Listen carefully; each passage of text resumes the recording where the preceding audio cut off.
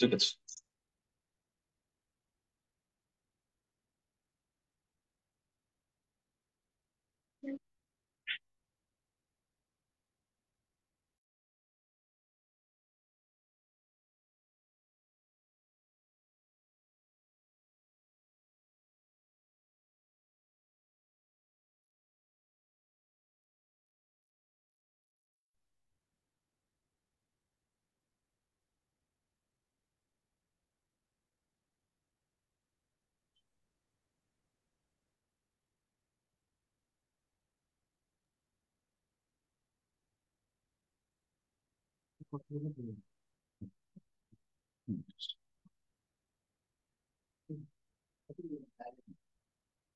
আসসালামু আলাইকুম।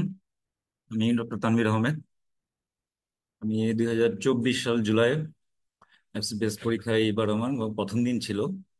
এবার আমার ক্লিয়ার হয়েছে আলহামদুলিল্লাহ, আল্লাহর রহমতে। তো আমি দীর্ঘদিন ধরে এফসিপিএস দিচ্ছিলাম, কোনো কারণেই হচ্ছিল না। শেষ 4বার ধরে আমি ক্লিনিক্যাল দিচ্ছিলাম, আল্লাহর রহমতে এইবার আল্লাহ দোয়া কবুল করেছে।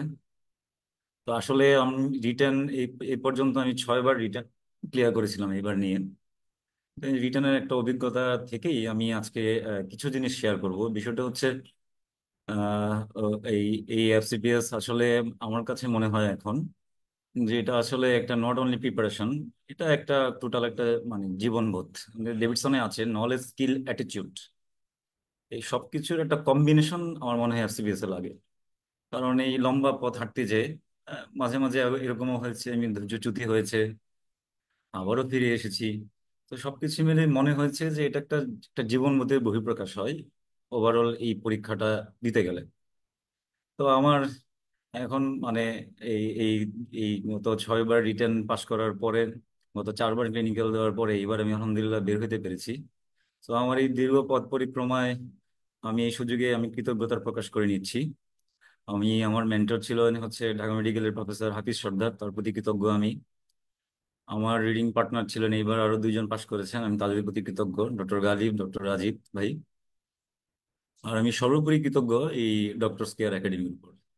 এই ডক্টরস কেয়ার একাডেমির জন্মলগ্ন থেকে আমি এটার সাথেই ছিলাম।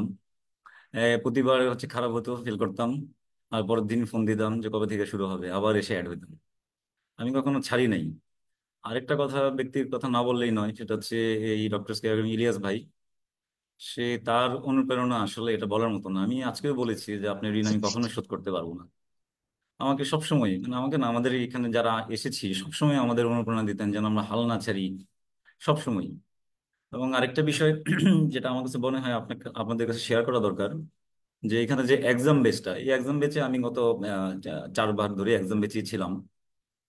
তো এখানে এফসিপিএস এর একটা বিষয় কি আমার মানে অভিজ্ঞতা থেকে মনে হয়েছে যে এটা শুধু নট অনলি মানে বইয়ের প্রিপারেশন না, স্যারদের একটা টোন থাকে। এই টোনটা আসলে ধরা লাগে যে স্যাররা এখন কি চিন্তা করছে, বর্তমানে স্যাররা আসলে কোনটা ফোকাস। তো ওই ফোকাসটা এরকম হয় যে আমরা দেখেছি যে এই মুহূর্তে আলোচনা হচ্ছে, এটা পরীক্ষায় আসবে ঠিক দেখবেন 2 টার্ম 3 টার্ম পরে। তো এই ডক্টরস একাডেমি এক্সাম বেঁচে এসে এই বিষয় ইয়ের সুবিধা হয়েছে আমার যেটা বা আমাদের। তো এখানে যারা মেন্টর আছে ওনারা তো অনেকদিন ধরে অ্যাসোসিয়েশনের সাথে সম্পর্কিত ছিল। ওনারা এই সব মানে এই 2-3 বছর 2-3 টার্ম আগে যেগুলো আলোচনা ছিল এগুলাকে কখনোই আড়ালে পড়তে দেন নাই। প্রতিবারই দেখা যেত পরীক্ষায় আসতো, আমাদের আবার পড়তাম, আর মাঝে মাঝে বিরক্ত লাগতো এই যে এতবার আগে এসেছে, এতবার আগে স্যার আলোচনা করেছে, এখন কেন আসলো, এখন এই ডিসিতে কেন দিচ্ছে। কিন্তু এগুলোর ফল আসলে আমরা পেয়েছি। একটা উদাহরণ দিই, যেমন হচ্ছে এইবার হঠাৎ করে ফাইব্রো স্ক্যান চলে এসেছে। এই ফাইব্রো স্ক্যানটা কিন্তু গত 2 টার্ম 3 টার্ম আগে আলোচনায় ছিল। তো আমরা গত 2 টার্মে আমরা ভুলে গেছি ফাইব্রো স্ক্যান পড়া লাগবে, এই ফাইব্রো স্ক্যান তো আসে না, এগুলো আসলে হ্যাপাটোলজির বিষয়, মেডিসিনে কেন আসবে। তো ওই ডক্টরস কে একাডেমি কিন্তু প্রতিবারই এই এই জিনিসগুলো বারবার করে আমাদের রিক্যাপিচুলেট করতো।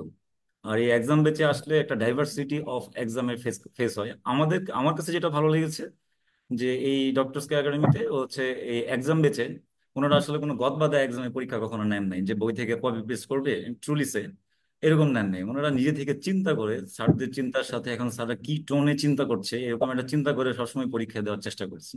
এবং এগুলো আমাদের জন্য খুবই উপকৃত হয়েছে, খুবই। মানে এটা মানে ট্রুলিসে যে খুবই উপকৃত হয়েছি আমরা। এই আপনারা হচ্ছে এরকম অনেক হয়েছে যে এই সপ্তাহে না দিই, সামনের সপ্তাহে দিই, পরের সপ্তাহে না দিই, তারপরের সপ্তাহে দিই। এই এই কাজটা যদি আপনারা আসেন, এই কাজটা দয়া করে করবেন না। প্রত্যেক সপ্তাহে প্রত্যেকটা এক্সাম ডিউ টাইমে দিবেন। এবং এখানে যে বেস্ট খাতা আছে, এই বেস্ট খাতার সাথে আপনারা কম্পেয়ার করবেন। আমরা প্রত্যেকবার কম্পেয়ার করতাম, পরীক্ষার পরের খাতাটা নিয়ে এখানে আধা ঘন্টা প্রত্যেকবার কম্পেয়ার করতাম যে আমার কি ফল, আমি কেন কম পেলাম।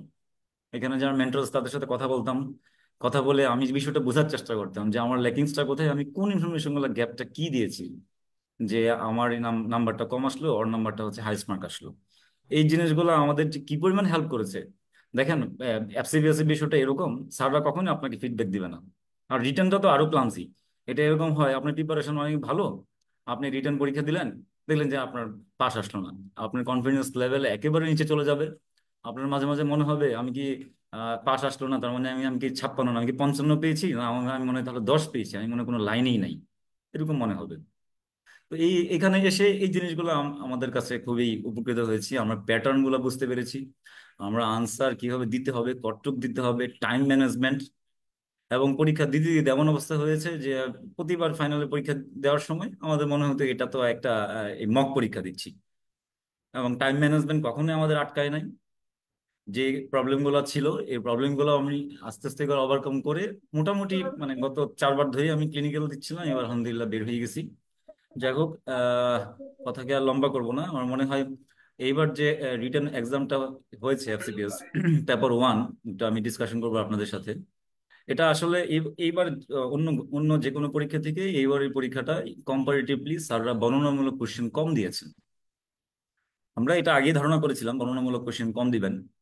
এটাও নির্দিষ্ট কিছু কারণ ছিল। কারণ এইবার হচ্ছে গত 2-3বার রিটেন কোশ্চেনটা বেশ খারাপ হয়েছিল। এইবার 2+ সংখ্যাটা কম ছিল, তো স্যাররা চিন্তা করেছে এবার রিটার্নটাকে বর্ণনামূলক কম করে হয়তো ওএসপিআই অথবা ক্লিনিক্যালি স্যাররা একটু স্ট্যান্ডার্ড করবেন বা একটু হচ্ছে বর্ণনামূলক করবেন। তো এই চিন্তা আমাদেরও ছিল। তো আমরা দেখেছি যে ঠিক একই একে এখানে ডিসের মেন্টর যারা ছিলেন ওরাও বলেছেন এবার কিন্তু কোশ্চেনটা অনেক বর্ণনামূলক কম হবে, এবং কোশ্চেন গুলা টু দা পয়েন্টে চাইবে, যে না আমরা যে এক্সপেক্ট করি যে নাম্বার 2 কোশ্চেন সবসময় বর্ণনামূলক হয়। এইবার দেখবেন যে এই বর্ণনামূলক একেবারে কম হয়েছে, 2 কোশ্চেনও দেখবেন যে টু দা পয়েন্ট আনসার চাচ্ছে, টু দা পয়েন্ট উত্তর চাচ্ছে। তো এই জন্য আপনার এইবার হচ্ছে আমরা রিটেনে কোয়ালিফাই করেছিলাম টোটাল 190, 180। এটা 180, গতবার কোয়ালিফাই করেছিল হচ্ছে 125 বা এরকম যদি আমার মনে পড়ে, এখান থেকে একটু বেশি। কিন্তু এবার অস্পিডটা কম্পারেটিভলি একটু বর্ণনামূলক ছিল, মার্কস তোলা একটু ডিফিকাল্ট ছিল।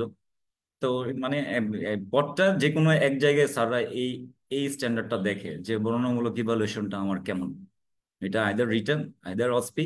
আর ক্লিনিক্যাল তো স্যাররা একটা ম্যাচুরিটি দেখবেই। এই ম্যাচুরিটিটা আপনার দীর্ঘ দিনের ট্রেনিং পিরিয়ড প্লাস সবকিছু মিলিয়ে অর্জন করতে হবে।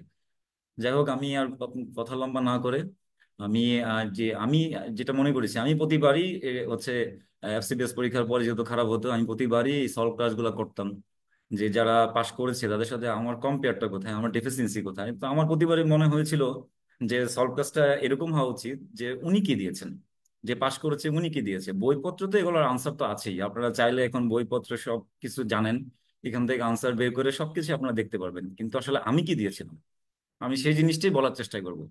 হয়তো এখানে অনেক ব্রিলিয়ান্ট স্টুডেন্ট আছেন, আল্লাহ হয়তো পরের বার পাশ করে যাবেন, তারপরের বার পাশ করে যাবেন, আমার থেকে বেশি জানবেন। কিন্তু আসলে আমি কি দিয়েছিলাম, আমি কি দিয়ে আসলে আমি এই পথটা পার হয়েছি, আমার মনে হয় এই জিনিসটা শেয়ার করা জরুরি। কারণ বইয়ে গদবাদা পড়া, আমি এভাবে কয়েকটা ক্লাস করেছি, নিজেকে খুব হতাশ লাগে যে এই স্ট্যান্ডার্ড, তাহলে এই স্ট্যান্ডার্ড মেনটেন করতে গেলে আমার তো অনেক পথ হাঁটতে হবে। আমার মনে হয় আমি কি দিয়েছিলাম এটা শেয়ার করলে আপনাদের সবার সুবিধা হবে। তো আমি শুরু করি। এখানে কিছু কিছু জিনিস হচ্ছে আমি কি দিয়েছিলাম তার বাইরেও আমি অ্যাড করেছি, আমি বলে দিব এগুলো যাওয়ার সময়, আমি যখন বলার সময়। এবার লং কোয়েশ্চেনটা অনেকটা পেইড ছিল এবার। লং কোয়েশ্চেনটা ছিল, আমি এই ওভারঅল কোয়েশ্চেনটা হচ্ছে এই, আমি কোয়েশ্চেন ডিসকাশনে চলে যাই, আনসার ডিসকাশনে। আচ্ছা, লং কোয়েশ্চেনটা ছিল দেখেন, একটা 50 years old man presence with joint pain and low-grade fever, headache and history of recurrent epistaxis for last 2 months, and occasional hemoptysis. On examination, he was moderately anemic, 2+ edema, blood pressure 170 over 100 millimeter of mercury. Bedside urine examination reveals 2+ proteinuria. CBC shows hemoglobin 8 gram per DL. Total count 8,500. with normal differential count and ESR 108 millimeter in first hour. দেখেন এখানে এই এই কোশ্চেনটার মানে যদিও paid question তবে এই question একটু tricky. এই কোশ্চেনে দুটো অংশ ছিল। একটা হচ্ছে দেখেন joint pain, low grade fever, headache and history of recurrent epistaxis. তার মানে এখানে এমন একটা যেটা মাল্টি সিস্টেম ডিসঅর্ডার, কিন্তু এটা পালমোনারি ইনভলভমেন্ট হয়েছে, আবার এদিকে হচ্ছে এনিমিয়া 2+ ইডিমা এবং বেডসাইড ইউরিন মানে রেনাল ইনভলভমেন্ট হয়েছে। কিন্তু কোশ্চেনের ট্রিকি পোর্শনটা এটা ছিল যে রেনাল ইনভলভমেন্ট হলেও এটা রিভিলস 2+ প্রোটিনিউরিয়া। ওদের আমি নেফ্রোরিক রেঞ্জে এটাকে বলতে পারছি না। আবার দেখেন ইএসআর 108। এই দুইটা জিনিস আমার কাছে মনে হয়েছে ঠিকই। তো যাই হোক, এটা আমরা যে রেনো পালমোনারি সিনড্রোম আমরা চিন্তা করেছি আগে থেকে, এই কোশ্চেনটা গোছানো ছিল আমাদের, কারণ এটা হচ্ছে এই বিভিন্ন এই কোচিং এ বিভিন্নবার দিয়েছে, বিভিন্ন সময় আমরা এটা প্র্যাকটিস করেছি। তো এটা ডিসকাশনে এখানে হচ্ছে গিভেন ইনফরমেশন আমি কি স্টাইলে লিখতাম, এটাও একটা জরুরি। আরেকটা বিষয় একটু বলাটা জরুরি, দেখেন এফসিপিএস হচ্ছে অনেকেই জানবেন লং কোয়েশ্চেন কি, এটার উত্তর কি, এটা কি, অনেক অনেক কিছু জানবেন, কিন্তু স্যাররা একটা নির্দিষ্ট প্যাটার্ন ফলো করে। এই প্যাটার্নের বাইরে যদি আপনি যান তাহলে দেখবেন যে আপনি যে কোনো কারণে ক্র্যাশ খেয়ে যাবেন। এই প্যাটার্নটা উদ্ধার করতে গেলেও আপনাকে মানে এই সবার সাথে এক্সপিরিয়েন্স শেয়ার করতে হবে, যারা পাশ করেছে তারা কি প্যাটার্নে দিয়েছে, আমরা সব শেয়ার করি, আমরা এই প্যাটার্নটা উদ্ধার করেছি যে আসলে প্যাটার্নটা স্যারদের কাছে অ্যাকসেপ্টেবল এটা। তো আমি সেই প্যাটার্নে এখন যাচ্ছি। আমি অ্যাবসলিউটলি এই প্যাটার্নে আমি দিয়েছি এবং আমি সেভারাল টাইমস এক্সাম বেঁচে প্র্যাকটিস করেছি এটা, যেন টাইম ম্যানেজমেন্টটা ঠিক হয়। যেমন লং কোশ্চেন 45 মিনিটের ভিতর আপনাকে দিতে হবে। লং কোশ্চেন প্রত্যেকটা কোশ্চেন 45 মিনিট সময়। আরেকটা বিষয় আমি বলে রাখি, আপনি কোশ্চেন পাওয়ার পরে একটা পেপার ওয়ানের দিন যে প্রবলেমটা হয়, খুব স্ট্রেস কাজ করে ওইখানে, যে নতুন খাতা পূরণ, নতুন ভাবে হচ্ছে সিট খোঁজা, খাতা খুব স্ট্রেস কাজ করে। আপনি কোশ্চেন দেওয়ার পরে দেখবেন যে আপনি কোশ্চেনটা হাতে নিয়ে দেখতে দেখতে আপনি 10 মিনিট শেষ হয়ে যায়। এটা যেন না হয়। এই 10 মিনিট পরীক্ষার জন্য ভেরি মাচ ইম্পর্টেন্ট। আপনি কোশ্চেনটা হাতে নিবেন, নেওয়ার সাথে সাথে আপনি লং কোশ্চেনটা দেখবেন, লং কোশ্চেনটা দেখার পরে আপনি দরকার হলে আপনি লং কোশ্চেনটা যদি মনে হয় যে আমি আরেকটু বোঝার চেষ্টা করি, ওই বোঝার চেষ্টা না করে আপনি গিভেন ইনফরমেশন গুলো লিখে ফেলেন। আপনি তারপরেই বুঝে ফেলবেন যে আমার পরবর্তী আমি লং কোশ্চেনটা আমি কোন প্যাটার্নে যাব। গিভেন ইনফরমেশন গুলো লিখেন। আপনার যদি, আমি যেটা করতাম, অনেকেই অনেক রকম করতে পারে, আমি নাম্বার 3 আগে দিতাম, নাম্বার 4 সেকেন্ড টাইম দিতাম, তারপর হচ্ছে লং কোশ্চেন, তারপর নাম্বার 2, আমি এই প্যাটার্নে আগে দিতাম। আপনাদের বিভিন্ন জনের প্র্যাকটিস প্যাটার্ন বিভিন্ন হতে পারে। তো আমি গিভেন ইনফরমেশন গুলো লিখে আমি লং কোশ্চেনের চিন্তাটা মোটামুটি মনের ভিতর গোছাচ্ছি, এরকম সময় 5 মিনিটের ভিতরে আমি নাম্বার 3-তে চলে যেতাম যেন আমার টাইম লস না হয়। তো এখানে ঠিক এভাবে গিভেন ইনফরমেশন গুলো আমি দিয়েছি যে এজ এত, মেল এত, সিমটম কি কি সিমটম ছিল, অন এক্সামিনেশন আমি কি পেয়েছি, ইনভেস্টিগেশনে কি পেয়েছি। এই কোয়েশ্চেনটা যেহেতু আমার পালমোনারি এবং রেনাল একটা ইনভলভমেন্ট ছিল, উইথ জয়েন্ট পেন একটা মাল্টি সিস্টেম একটা ইনভলভমেন্ট ছিল, এই জন্য আমার মনে হয়েছে এখানে আমি রেনো পালমোনারি সিনড্রোম এইভাবে করে। আরেকটা বিষয় হচ্ছে একটা ইন্ট্রোডাকশন দেওয়া, এই জিনিসটা মনে রাখবেন, স্যাররা কিন্তু এই জিনিসটা চায় যে আপনি এই প্রশ্নের আপনার ইভালুয়েশনটা একটা ইন্ট্রোডাকশন কি, is it emergency, is it chronic disease or nothing or other else. তো এই একটা ইন্ট্রোডাকশন দেওয়া, যেমন এখানে ইন্ট্রোডাকশন দিয়েছিলাম যে with above information it is a case of pulmonary involvement with renal manifestation. So my clinical diagnosis, যেহেতু পেশেন্টের প্রেশার ছিল বেশি, হাইপারটেনশন উইথ রেনোপালমোনারি সিনড্রোম। কারণ রেনোপালমোনারি সিনড্রোমে বিভিন্ন ডিফারেন্সিয়েশন আছে। এটা এটা মেইনলি হচ্ছে রেনোপালমোনারি। এই এই ক্লিনিক্যাল সিনারিতে আমরা আসলে যাব স্মল ভেসেল ভাস্কুলাইটিসে, যেহেতু তার এখানে আলাদা করে ফিভারের কথা বলা হয় না, মানে লো গ্রেড ফিভারের কথা বলা হয়েছে, একটা শর্ট হিস্ট্রি, সবকিছু মিলে আমরা এটা মানে 2 মান্থের একটা হিস্ট্রি, শর্ট হিস্ট্রি না। এই জন্য আমরা হচ্ছে আমি স্মল ভেসেল ভাস্কুলাইটিসই মনে হচ্ছে এটা মোর অ্যাপ্রোপ্রিয়েট। রেনোপালমোনির আরো অনেক কজ আছে, লেপ্টোস্পাইরা আছে, আরো অনেক, এগুলো আসলে শর্ট হিস্ট্রি ছিল। এবং যে পেশেন্টের যে কমপ্লেন গুলো ছিল দেখেন যে তার এপিস্ট্যাক্সিস উইথ হিমোপটাইসিস, এই সবকিছু মিলে মনে হয়েছে জিপিএটা ইজ মোর ফিট। তো আমি জিপিএটা 1 নম্বরে দিয়েছিলাম। তারপরে জিপিএ এর সাথে পাশাপাশি চলে আসে এটা 1 নম্বর ডিডি এমপিএ। এটা রেনোপালমোনারি একটা one of the best DD হচ্ছে গুড পাসো সিনড্রোম। আর যদিও পেশেন্ট মেল, কিন্তু স্যাররা যে কোনো প্যাটার্নেই পড়লে স্যাররা অ্যাসিলিটা সবসময় চায়। তো এটা আমরা আমাদের মাথায় সবসময় কাজ করতে না, এসএলিটা যে কোনো প্যাটার্নই এটা পরে হইলেও এটাকে আনতে হবে, এই ইভালুয়েশনটা স্যাররা চায়। তো আর মেল এসএলই যদিও রেয়ার, তবে এসএলইটা একদম আমরা, আমি লাস্টে রেখেছি। আর একটা ডিডি রেখেছি একটা ইজিপিএ, যেহেতু স্মল ভেসেলের একটা আমি ইভালুয়েশন করব। তো এটা যদিও এই ইএসআর 108 এই জিনিসটা দেখে, পেশেন্টের ফিভার ছিল, পেশেন্টের রেনাল ইনভলভমেন্ট ছিল, সবকিছু দেখে অনেকেই আবার এটাকে মাল্টিপল মায়োলোমা 1 নম্বরে দিয়েছে। তো আমি আসলে ওই পথে হাঁটি নাই, কারণ এই কোশ্চেনটা পেড কোশ্চেন, স্যাররা অনেক দিন ধরে এটা স্যাররা বিভিন্ন আলোচনা করেছে, কোচিং আলোচনা হয়েছে। তো তো আমি মাল্টিপল মায়োলোমা একদম লাস্টে রেখে, রেয়ার পসিবিলিটি রেখে আমি স্মল ভেসেল ভাস্কুলাইটিসটাকেই আমি মূলত হাইলাইট করেছি। তারপরে আমি আসি চেকলিস্টটাও আমার 1 নম্বর কোশ্চেন ছিল, এই number make a checklist of clinical information for diagnosis workup with mentioning differential diagnosis. তো প্রথমে যেটা এখানে যে যে সিমটম আছে এই সিমটম গুলোকে অ্যানালাইসিস করা, মানে কুশনের সিমটম অ্যানালাইসিস। কুশনের ছিল জয়েন্ট পেন। তো জয়েন্ট পেনের অনসেটটা কি, ডিউরেশন কি, সিভিয়ারিটি কি, এটা সিমেট্রিক্যাল আর অ্যাসিমেট্রিক্যাল, মর্নিং স্টিফনেস ছিল কিনা, অ্যাগ্রিভেটিং রিলিভিং ফ্যাক্টর, এই জিনিসগুলো আলাদা আলাদা করে আমি সার্চ করব। এই জিনিসটাই বোঝানোর চেষ্টা করেছি। পেশেন্টের ফিভার ছিল, যদি বলা ছিল লো গ্রেড, কিন্তু এর সাথে আরো অনসেট, এই লো গ্রেডের আমার হাইয়েস্ট রেকর্ডেড টেম্পারেচার, কখনো তার লো গ্রেড থেকে আরো কখনো উঠে গিয়েছিল কিনা, এগ্রিভেটিং রিলিভিং ফ্যাক্টর অ্যাসোসিয়েশন কি ছিল, এই জিনিসগুলো এখানে। হেডেক ছিল পেশেন্টের, হেডেকের আমার ডেভিডসনের যে পেট বক্স আছে ওইখান থেকে অনসেট সিভিয়ারিটি উইথ ভমিটিং ছিল কিনা, কোন ডায়রনাল ভেরিয়েশন ছিল কিনা, গ্লোবাল রিজিওনাল কিনা, অ্যাগ্রিভেটিং ফ্যাক্টর, কোন রিলিভিং ফ্যাক্টর কিনা, ব্লাডিং ভীষণ ছিল কিনা, এপিস্টেক্সিসের নেজাল ডিফর্মিটি এখানে বলে দিছিল ছিল, অ্যামাউন্টটা কি এপিস্টেক্সিসের, এটা কি হেডেকের সাথে অ্যাসোসিয়েটেড ছিল কিনা, হিমোপটাইসিসের অ্যামাউন্টটা কতটুকু, হিমোপটাইসিস আসলে এটা কয়বার, চেস্ট পেন ছিল কিনা, তার কফ ছিল কিনা, কোন ফ্লু লাইক ইলনেস ছিল কিনা, কোনো কোনো কয়বার হয়েছে, এই জিনিসগুলো আমার এই সিমটমে যেহেতু ছিল আমি এগুলো অ্যানালাইসিস করার চেষ্টা করেছি।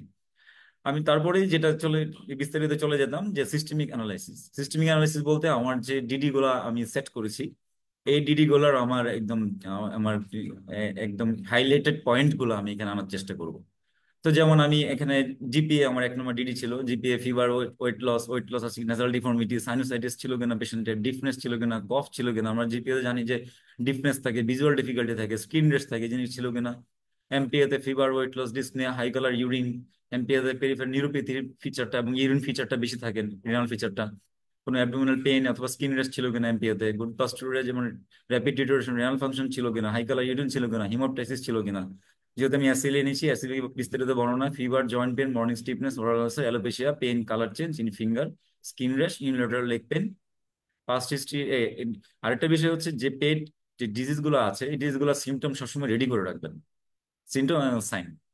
পেট বলতে যেগুলো আমাদের সবসময় এই লং কোশ্চেনে আসে, ক্লিনিক্যালি আসে, অস্পিতে আসে, এই ডিজিজ গুলো ছাড়া কখনোই পরীক্ষা হবে না। এর ভিতরে ওয়ান অফ দ্য বেস্ট রিউমাটোলজিতে কয়েকটা আছে, এর ভিতরে অ্যাসিলি, আর এই জিনিসগুলো ছাড়া কখনোই আপনার পরীক্ষা হবে না। Multiple myeloma, bronchogenic carcinoma, sarcoidosis, এগুলো ছাড়া আপনার কখনোই পরীক্ষা কোনোভাবেই শেষ হবে না। কোনো না কোনো জায়গায় স্যার ইভ্যালুয়েশন গুলো আপনার দেখবেই। যে যেগুলো সবসময় রেডি করে রাখতাম আমরা, যে আসলে যেন আমার সময় নষ্ট না হয়, যেন আমি 30 সেকেন্ডে সব লিখে ফেলতে পারি সিমটম গুলো। তো আমি তাই করেছি এখানে। তারপরে আমি যে লং কোশ্চেনের যে প্যাটার্ন, আপনারা যে ক্লিনিক্যাল প্র্যাকটিসের সময় সময় যে প্যাটার্ন গুলো ফলো করেন, এটা লং কোশ্চেনের ঠিক এই প্যাটার্নই আমি সবসময় প্র্যাকটিস করেছি। পাস্ট হিস্ট্রির ভিতর তার টিউবারকুলোসিস ছিল কিনা, হসপিটাল ছিল কিনা, ড্রাগ হিস্ট্রির ভিতর হচ্ছে তার কোনো সে অ্যালকোহলিক কিনা, অথবা অ্যালকোহলিকটা স্যাররা অনেকেই, আমরা যদিও বলি যে পেশেন্ট অ্যালকোহলিক, নন অ্যালকোহলিক, এবার আমাকে ক্লিনিক্যালি স্যাররা এটা নিয়ে বেশ আপত্তি তুলেছে যে অ্যালকোহলিক বলাটা একটা পেশেন্টের জন্য পার্সোনালি এটা ডিগনিফাই না। তো অ্যালকোহলিক না বলে এটাকে স্যাররা বলছে যে এটা ড্রিঙ্কার্স ইজ মোর অ্যাপ্রোপ্রিয়েট। তো আপনার ড্রিঙ্কার বলতে পারেন, স্মোকার কিনা, আইভি ড্রাগ ইউজার কিনা, সেক্সুয়াল প্রমিসকিউটি তার ছিল কিনা। হ্যাঁ, কিছু কিছু জিনিস আছে যেটা is non related to this আমার ডিডির সাথে আমার রিলেটেড হবে না, তবুও আমি প্রোফার্মা গুলো সবসময় রাখতাম। কারণ স্যাররা প্রোফার্মা গুলো মিস করলে কোনো কোনো স্যার মাইন্ড করতো যে আমি হিস্ট্রি গুলো সার্চ করি নেই, আমার প্রোফার্মাটা কি নাই, এই জন্য স্যার অনেক সময় মাইন্ড করতো। আমি এটা স্যারদের সাথে স্যারবাইডেন্স কথা বলে জেনেছি এটা, ওই জন্য প্রোফার্মা গুলো রাখতাম। রাখলে হয় কি, অন্তত বিরক্ত হওয়ার সুযোগ নাই, যেটা না দেয় নাই তাহলে তাকে এটা সে আসলে এই লেভেলেরই না, এটা বলার সুযোগ নেই। প্রথমগুলো আমি সবসময় রাখতাম। যেমন ফ্যামিলি হিস্ট্রি, কোনো রেনাল ডিজিজ ছিল কিনা, যেহেতু রেনাল ম্যানিফেস্টেশন ছিল, তার পলিসিস্টিক কিডনি ডিজিজ ছিল কিনা, তার অটো ইমিউন কোনো ডিজিজ ছিল কিনা, যেগুলো আমার অ্যাসিলি একটা ডিডি।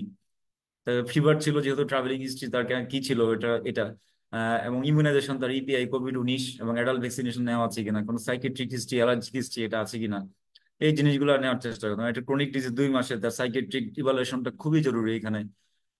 ঠিক আছে, এই জন্য সাইকিয়াট্রিক হিস্ট্রিটা এবং অ্যালার্জিক হিস্ট্রি দুটা রেখেছিলাম। মোটামুটি এটা হচ্ছে আমার হিস্ট্রিতে আপনারা এই পারফরমেন্সটা মেনটেন যদি করেন, দেখবেন যে সবকিছু চলে আসবে। এবং যে কোচিং যদি প্র্যাকটিস করেন, নিজে লিখে প্র্যাকটিস করেন, তাহলে এই টাইম ম্যানেজমেন্ট খুব বেশি ডিফিকাল্ট হবে না এটা, এবং এটা একটা সেফ একটা প্রোটোকল। আচ্ছা, তারপরে আমি এক্সামিনেশনে চলে আসি। এক্সামিনেশনে হচ্ছে যেহেতু পেশেন্টের রেনাল ইম্পেয়ারমেন্ট ছিল, তার পাফি বেস ছিল কিনা, তার ভাইয়া, বিলিরুবিন হিস্ট্রি থেকে একটু একটা প্রশ্ন করতে পারি? এনিমিয়া ছিল কিনা, তার পালসে হচ্ছে ট্যাকিকার্ডিয়া এবং রেস জিবিপি ছিল কিনা, ডিউ টু রেনাল ইম্পেয়ারমেন্ট। জানি রেনাল ইম্পেয়ারমেন্ট থাকলে হচ্ছে তার জিবিপি বাড়তে পারে হরমোনের রিডিমার কারণে। ট্যাকিকার্ডিয়া ছিল কিনা, তার বিপি তো বলাই ছিল, এটা উল্লেখ করেছে এখানে। স্কিন রেশ, অ্যালোপেশিয়া ছিল কিনা, ইডিমা 2+। সাউন্ডটা বাড়ানো কোশ্চেন করতেছে।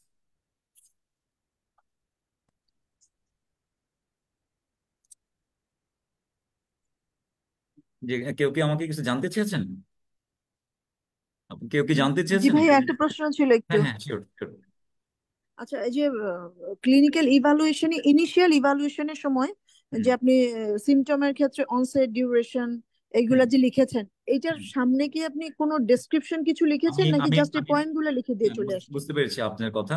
আমি পয়েন্ট গুলা সবগুলো, সিমটমের সাথে পয়েন্ট গুলা সবগুলো কভার করেছি, দু একটা জায়গায় কিছু কিছু জিনিস উল্লেখ করেছি যেটা মোর অ্যাপ্রোপ্রিয়েট টু ডিজিজ। দেখুন, পরীক্ষাটা এরকম, সময় খুব কম পাওয়া যায়, খুব স্ট্রেস কাজ করে, অন্তত পয়েন্ট গুলো আপনারা কভার করার চেষ্টা করবেন। আর যদি আপনারা পয়েন্ট যদি আগে থেকে রেডি করা থাকে এর সাথে, তাহলে পাশাপাশি আপনি দিবেন যে হ্যাঁ এটার সাথে আমি, এটা রিলেটেড আমি আমি এক্সপেক্ট করছি, এটার সাথে এটা রিলেটেড আমি এক্সপেক্ট করছি, আমি এটার সাথে এটা রিলেটেড, এভাবে দিবেন। দিলে দিলে এটা মোর অ্যাপ্রোপ্রিয়েট, মোর ভালো হবে এটা। তবে এই সিমটমের, তারপরে যদি সময়ের ব্যাপার, জি, হ্যাঁ যদি সময় ব্যাপার থাকলে জাস্ট পয়েন্ট গুলা দিলে কি পয়েন্ট, পাস মার্ক পয়েন্ট গুলো, আসতে পারে কিনা শুধু? পয়েন্ট গুলো অবশ্য কোনোভাবেই পয়েন্ট গুলো মিস করবেন, এগুলো স্যার কিন্তু খুঁজে, এই প্যাটার্নটা জি। কিন্তু স্যারদের কাছে মোর অ্যাকসেপ্টেড প্যাটার্ন। এবং এটা কিন্তু আমরা হচ্ছে বিভিন্ন জায়গায় অ্যানালাইসিস করে এই প্যাটার্নটা ডেভেলপ করেছি, দেখবেন ওই যে বিভিন্ন এই বইপত্র এখন যেগুলো ভাইয়ারা বের করছে এই প্যাটার্নই ফলো করছে, দেখবেন। ঠিক আছে আপু? আমার জানার ব্যাপারটা হচ্ছে যে আমি পয়েন্টের সামনে যদি কোনো ডেসক্রিপশন নাও লিখি, তাতে কি মোটামুটি পাস মার্কস আসে কিনা? হ্যাঁ হ্যাঁ হ্যাঁ আপু, পাস মার্ক আছে। ওকে, জি, থ্যাংক ইউ। আমি এবার ডেসক্রিপশন লিখি নাই আপু, আমি আমার কথাটা বলছি, আমি যেহেতু পাস করেছি নিশ্চয়ই আপনারও পাস মার্ক আসবে। কারণ আমি সময় পাইনি, আমি লং কোয়েশ্চেনটা এবার 35 মিনিটে দিয়েছি। ঠিক আছে, ওকে, আমি থ্যাংক এক্সামিনেশনে ইউ। তাহলে যাই। অ্যালোপেশিয়া যেহেতু অ্যাসিলি ছিল, অ্যাসিলি অ্যালোপেশিয়া, আমার জেনারেল এক্সামিনেশন ইডিমা, কোনো বনি টেন্ডারনেস ছিল কিনা, যেহেতু মাল্টিপল মায়োলোমা আমার একটা ডিডি ছিল, জন্ডিস, কোলোনিক্যাল, ইকোনমিক্যাল, সাইনোসিস, জেবিপি, যদি আমার it's related to not this disease, আমি part of the general examination, আমি কিছু কিছু জিনিস আমার এখানে আমি দেখেছি, এটা আমি স্যারদের জানাতে হবে। কারণ জেনারেল এক্সামিনেশন পার্টস আমি মিস করিনি, আমার স্যারদের জানাতে হবে, কারণ আমি এই আমার ডিডির সাথে রিলেটেড নাও হতে পারে, কিন্তু জেনারেল এক্সামিনেশন পার্ট হিসেবে আমার এগুলো উল্লেখ করতেই হবে এটা। রেসপিরেটরি রেট, তার হ্যান্ডে হচ্ছে কোনো রেনল্ডস ছিল কিনা, লিম্ফোডেনোপ্যাথি ছিল কিনা, নেজাল ডিফর্মিটি, কোনো ওভারঅল আলসার, কোনো থাইরোমেগালি, এবং কোনো বেডসাইড ইউরিন তো বলাই আছে, এটা আবার এখানে উল্লেখ করেছি। আর সিস্টেমিক এক্সামিনেশন, এখানে সিস্টেমে আসলে এখানে মাল্টি সিস্টেম ডিসঅর্ডার তো, তো এই সিস্টেম এক্সামিনেশন আমি আসলে এলিমেন্টারি সিস্টেম দিয়ে শুরু করেছিলাম এখানে, যেহেতু মাল্টি সিস্টেম এখানে আসলে দুই তিনটা সিস্টেম আসবে এটা। ওরাল ক্যাভিটি প্রপারে আমি এক্সপেক্ট করেছিলাম কোনো ওরাল আলসার আছে কিনা, অ্যাবডোমেন প্রপার হ্যাপাটাস মেগালে আছে কিনা, এখন রেসপিরেটরি সিস্টেমে আমি মূলত ইজিপিএ, জিপিএ। এখানে ভিউর অপশন আছে বুঝছো, এই ভাই কিছু বলছেন? অপশনে যাই। আচ্ছা, ব্রঙ্কিয়াল অ্যাজমা ছিল কিনা, নেজাল পলিপ ছিল কিনা, নেজাল ক্রাস্ট ছিল কিনা। আচ্ছা, ফিচার অফ চার্জারটা লাগাই তো 10 মিনিট চার্জে। ঠিক আছে, আমি এই জিনিসগুলো এক্সপেক্ট করেছি যে, এবং নিউরোলজি এক্সামিনেশনের ভিতর হচ্ছে ফাইন্ডোস্কোপি ব্যালেন্স, সাইটেড বডি চাই, এবং এখানে একটা পেরিফেরাল নিউরোপ্যাথি, স্মল ভেসেল ভাস্কুলাইটিসের পেরিফেরাল নিউরোপ্যাথি ফিচার পাবো, এবং এই জন্য আমি পেরিফেরাল নিউরোপ্যাথি এখানে হাইলাইট। প্রেজেন্টার ছাড়া বাকিরা মিউট করলে ভালো হয়। আচ্ছা, এবং এখানে আরেকটা বিষয়, যেহেতু অ্যাসিলে আমার ডিডি ছিল, এখানে এন্টিফসফোলিপিড সিনড্রোমটা একটু হাইলাইট করতে হবে, এই জন্য আমি লং টার্ম সাইন আমি পেয়েছি কিনা, তার কোনো লং টার্ম সাইন ছিল কিনা, কোনো স্ট্রোকের একটা হিস্ট্রি ছিল কিনা, আমি এই জিনিসগুলো হাইলাইট করেছি। আচ্ছা, মোটামুটি আমার এক্সামিনেশন এবং ক্লিনিক্যাল ইভালুয়েশন আমার এইটুকুই ছিল। এটুকুই দেখবেন, যদি প্র্যাকটিস করে লিখেন খুব বেশি সময় আপনার কভার করবে না, কিন্তু এটা মোর অ্যাপ্রোপ্রিয়েট একটা প্রোটোকল। ঠিক আছে, আমি এখন যাই, দ্বিতীয় কোশ্চেন ছিল, দেখেন এবারে লং কোশ্চেনটা দেখবেন, যে এই পরের কোশ্চেন গুলোতে মার্কস গুলো একটু খেয়াল করবেন। দেখেন, প্রিলিমিনারি ইনভেস্টিগেশন আলাদা করে বলছে মাত্র 5 মার্কস দিয়েছে, 5 মার্ক। প্রিলিমিনারি ইনভেস্টিগেশন আমরা সাধারণত যেগুলো লিখি, আমরা তো 5-6টা বা 7টা এভাবে লিখি, এখানে 5 মার্ক। মানে তখন আমি পরীক্ষার চিন্তা করছিলাম প্রিলিমিনারি ইনভেস্টিগেশন তাহলে আমি কি বাড়াবো, 5 মার্ক তো আসলে আমাকে 7টা দিয়ে স্যাররা এই এই 5 মার্ক কাভার করবে না। তারপরে এইম সবসময়, আর এটা ইনভেস্টিগেশনে সবসময় এম দিবেন, সব সময়, এটা প্রিলিমিনারি ইনভেস্টিগেশন হোক সাবসিকুয়েন্ট হোক, একটা এম দিতেই হবে। এম সাধারণত প্রিলিমিনারি যে এম গুলা আমরা প্র্যাকটিস দিতাম সবসময়, যে এটা একটা বেসিক ইনভেস্টিগেশন ফাইন্ড আউট করা, এটা হচ্ছে একটা রিয়ালি অ্যাভেলেবল, এটা অ্যাভেলেবল, রিয়ালি, এটা ভুল একটা স্পেলিং এসেছে, আপনি এটা কেটে নিন, এটা অ্যাভেলেবল, চিপ এবং হিন দ্য ডায়াগনোসিস। আমার এটাই ছিল এম। এবং প্রিলিমিনারির ভিতরে এখানে সিবিসি, এসআর, সিআরপি, যদিও এখানে কিছু কিছু জিনিস দেওয়া ছিল প্রশ্নে, কিন্তু প্রশ্নে যেগুলো দেওয়া ছিল না আমি এগুলো এখানে আনার চেষ্টা করেছি। যেমন প্লাটেলেট কাউন্টটা দেওয়া ছিল না, এটা আমি এক্সপেক্ট করছি অ্যাসিলিতে কমবে, ইএসআর বাড়বে, সিআরপি নর্মাল, ইনক্রিজ অ্যাসিলি, রিনাল ফাংশন টেস্ট হচ্ছে আমার এখানে অল্টার থাকবে, ক্রিয়েটিনিনটা এখানে দেওয়া ছিল না, শুধু বলা ছিল যে 2+ প্রোটিন ইউরিয়া এবং সেরাম ইলেকট্রোলাইট। হচ্ছে এটা আমার বেসলাইন ইনভেস্টিগেশন হিসেবে আমি এটা করবো, ইউরিনারি করবো। ইউরিনারি হচ্ছে আমি এক্সপেক্ট কি করবো আমি এখানে দিয়েছি, আপনারা পরে একটা দেখে নিন। লিভার ফাংশন টেস্ট বেসলাইন করবো।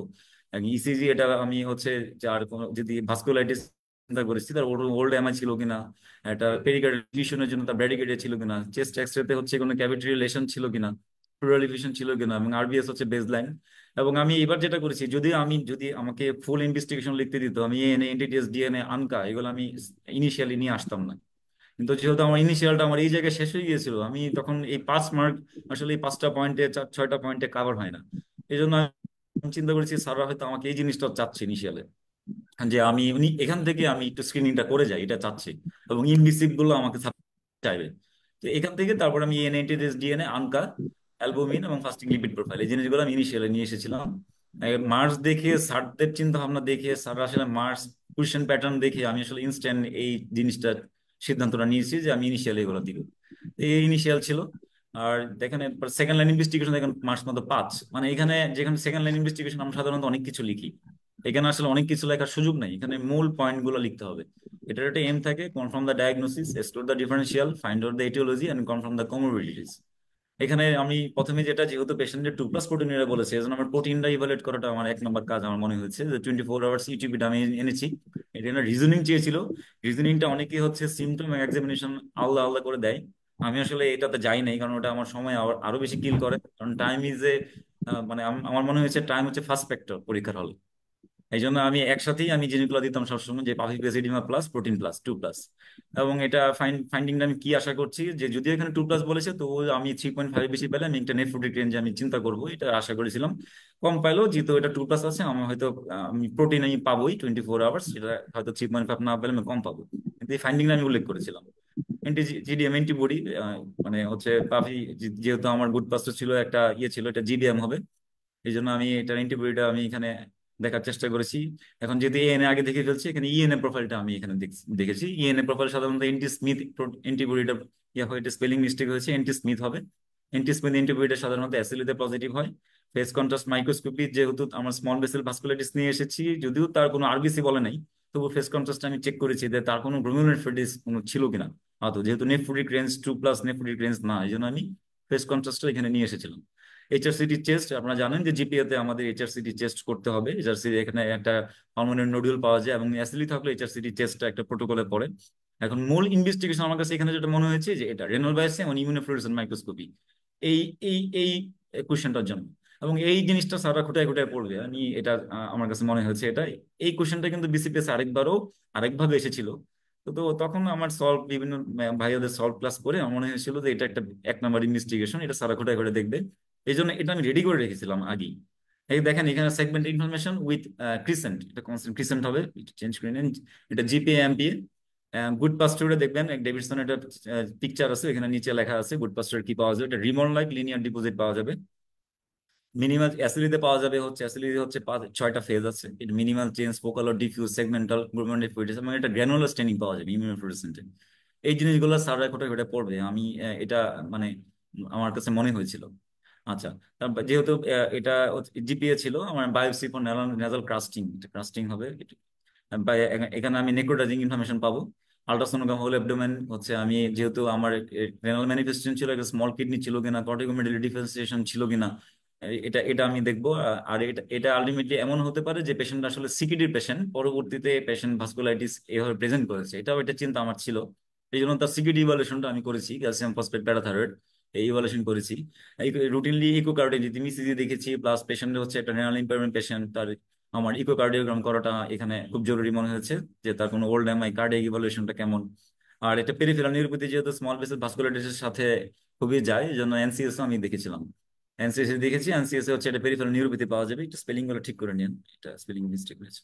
আর এন্টি, যেহেতু অ্যাসিলি, আমার এন্টিফসফোলিক অ্যান্টিবডিটা দেখাটা আমার ফোন আছে, অ্যাসিলি আসলে এন্টিফসফোলিক অ্যান্টিবডি কখনোই মিস করা যাবে না। এই জিনিসটা স্যাররা সবসময় খেয়াল করে, যে আমি এটার এই কমপ্লিকেশনটা আমি অ্যাড করেছি কিনা। তো এই সাবসিকুয়েন্টে আমার এই কয়টা জিনিস আমি দিয়েছিলাম। ভিজিট এই পেশেন্টদেরকে দিয়ে দেন? জি হ্যালো, এনসিএস যে এটা কি ফার্স্ট ভিজিট এই পেশেন্টদেরকে দিয়ে দেন? ভাইয়া, আমি এখানে সাবসিকুয়েন্ট ম্যানেজমেন্ট চেয়েছে, ইনভেস্টিগেশন চেয়েছে। আমি তো এই পেশেন্টকে পরে কখন আসবে কি আসবে আমার মনে হচ্ছে আমি দিয়ে দিই, স্যাররা নিলে নিবে, না নিলে তো অসুবিধা কি। যদি আমি মিস করি, স্যাররা যদি টপ শিটে থাকে, তাহলে আমার মার্কস কমে যাবে। আমি আমার যেগুলো প্রয়োজন এগুলো দিয়েছি, পাশাপাশি আমি এটাও অ্যাড করে দিয়েছি। এটা এই জন্য আমি কিন্তু একদম শেষের দিকে দিয়েছি, একদম শেষের দিকে। এই জিনিসগুলো মানে মাথায় থাকলে, মাথায় রেখে আমি সবসময় অ্যাড করার চেষ্টা করতাম, সময় কম লাগতো। যে যদি স্যারের টপ লিস্টে থাকে তাহলে এটা মাইন্ড করবে। হ্যাঁ, আপনার কথাই ঠিক, ফার্স্ট ভিজিটে আমি এনসিএস কখনোই করব না। কিন্তু যেহেতু আমি এটা স্মল বিজনেস ভাস্কুলাইটিস নিয়ে আমি ডিল করছি, আমার একটাই সুযোগ স্যারদের দেখানোর এখন যে আমি কি কি আমি চিন্তা করছি, এই জন্য আমি সব এটা অ্যাড করেছি। ঠিক আছে ভাই। আচ্ছা, আমরা প্রিন্সিপাল অফ ম্যানেজমেন্টে আসি। ম্যানেজমেন্টের প্রিন্সিপালে দেখেন এখানেও 5 মার্ক ছিল। অতএব এটাকে আপনি খুব বড় করার সুযোগ নেই, খুব শর্ট করে ম্যানেজমেন্ট। এখানে ইমার্জেন্সি যেহেতু এটা একটা আমার পেশেন্টের হেমোপটাইসিস হচ্ছে, এপিস্টেক্সিস হচ্ছে, এটার একটা ইমার্জেন্সি ম্যানেজমেন্ট আপনার লাগবেই। পেশেন্টের ইমার্জেন্সি, পেশেন্ট হসপিটালাইজ করে তার হচ্ছে এয়ার ব্রিদিং সার্কুলেশন, অক্সিজেন দিব, ভাইটালস চেক করব, তার হচ্ছে ব্লাড ট্রান্সমিশন করব। যেমন যেহেতু ব্লিডিং হচ্ছে, আমি ট্রিনিজেমিক অ্যাসিড যদি আমি অ্যাভেলেবেল থাকে আমি দিব। অ্যান্ড পাশাপাশি আমি এরপরে সাপোর্টিভ কেয়ার। এই ম্যানেজমেন্টের কিন্তু একটা প্রোটোকল আছে, যদি ইমার্জেন্সি হয় ইমার্জেন্সি, তারপরে সাপোর্টিভ, তারপরে স্পেসিফিক, তারপরে প্রোটোকল আমি আপনাদের দেখাবো। এবং যদি ইমার্জেন্সি না হয়, এটা ক্রনিক কেস হয়, তাহলে ইমার্জেন্সি আমি প্রথমে লিখবো না, আমি লিখবো প্রথমেই general management, supportive management, then specific management. এখানে আমি সাপোর্টিভ ম্যানেজমেন্টে দিয়েছি fluid regulatory correction, antipyretic, haemodialysis এবং স্পেসিফিক ম্যানেজমেন্ট এবং ডিজিজ। এটা আমি খুব বেশি বড় করি নাই, যেহেতু মার্কস মাত্র 5। জাস্ট আমি ওষুধের নামগুলো দেওয়ার চেষ্টা করেছি এই সময়ের ভিতরেই। Plasma exchange, cyclophosphamide, methylprednisolone, Goodpasture glucocorticoid, cyclophosphamide, plasma, অ্যাসিলিজিন গ্লুকোকর্টিকয়েড এবং ইমিউনোসাপ্রেসেন্ট। তারপরে প্রোটোকল যে আমার কমোডিটি ম্যানেজ করতে হবে, কমোডিটি জাস্ট এক লাইন করে যে আমি এটা স্যার আমি সার্চ করেছি, আমি খুঁজেছি ডায়াবেটিস আছে কিনা, হাইপারটেনশন আছে কিনা, ডিসলিপিড আছে কিনা, এই পেশেন্টের একটা ফলো আপ, যদিও 5 মার্ক, তবু আমি ফলো আপ উল্লেখ করে দিয়েছিলাম যে ফলো আপে আমি দু একটা এই পয়েন্টগুলো দেখতে চাই। আমি নেফ্রোলজিস্ট রেফারেল দিতে চাই, এবং আমি তার আরেকটা বিষয় একদম লাস্টে প্রগনোসিস, যে কোনো কোশ্চেনেরই যদি ম্যানেজমেন্ট আপনারা লিখেন, সেটা যদি 2 মার্কের বেশি হয়, অবশ্যই এই প্রোটোকলটা ফলো করবেন। সেটা শর্ট কোশ্চেন হোক, এক লাইন করে এই প্রগনোসিসটা কি, প্রগনোসিস যদি আপনার জানা না থাকে ভ্যারিয়েবল দিয়ে দিবেন। যেমন এটা আমার জানা ছিল না, আলাদা আলাদা করে, আমার তো সময় ছিল না, আমি ভ্যারিয়েবল দিয়ে দিয়েছি। অন্তত আমি এই প্রোটোকল আমি এটা চিন্তা করেছি স্যার এটা বুঝুক। তো এই হচ্ছে আমার লং কোয়েশ্চেন ভাইয়া। তো লং কোয়েশ্চেন নিয়ে যদি কোনো কথা থেকে থাকে, আপনারা কি জিজ্ঞাসা করতে পারেন।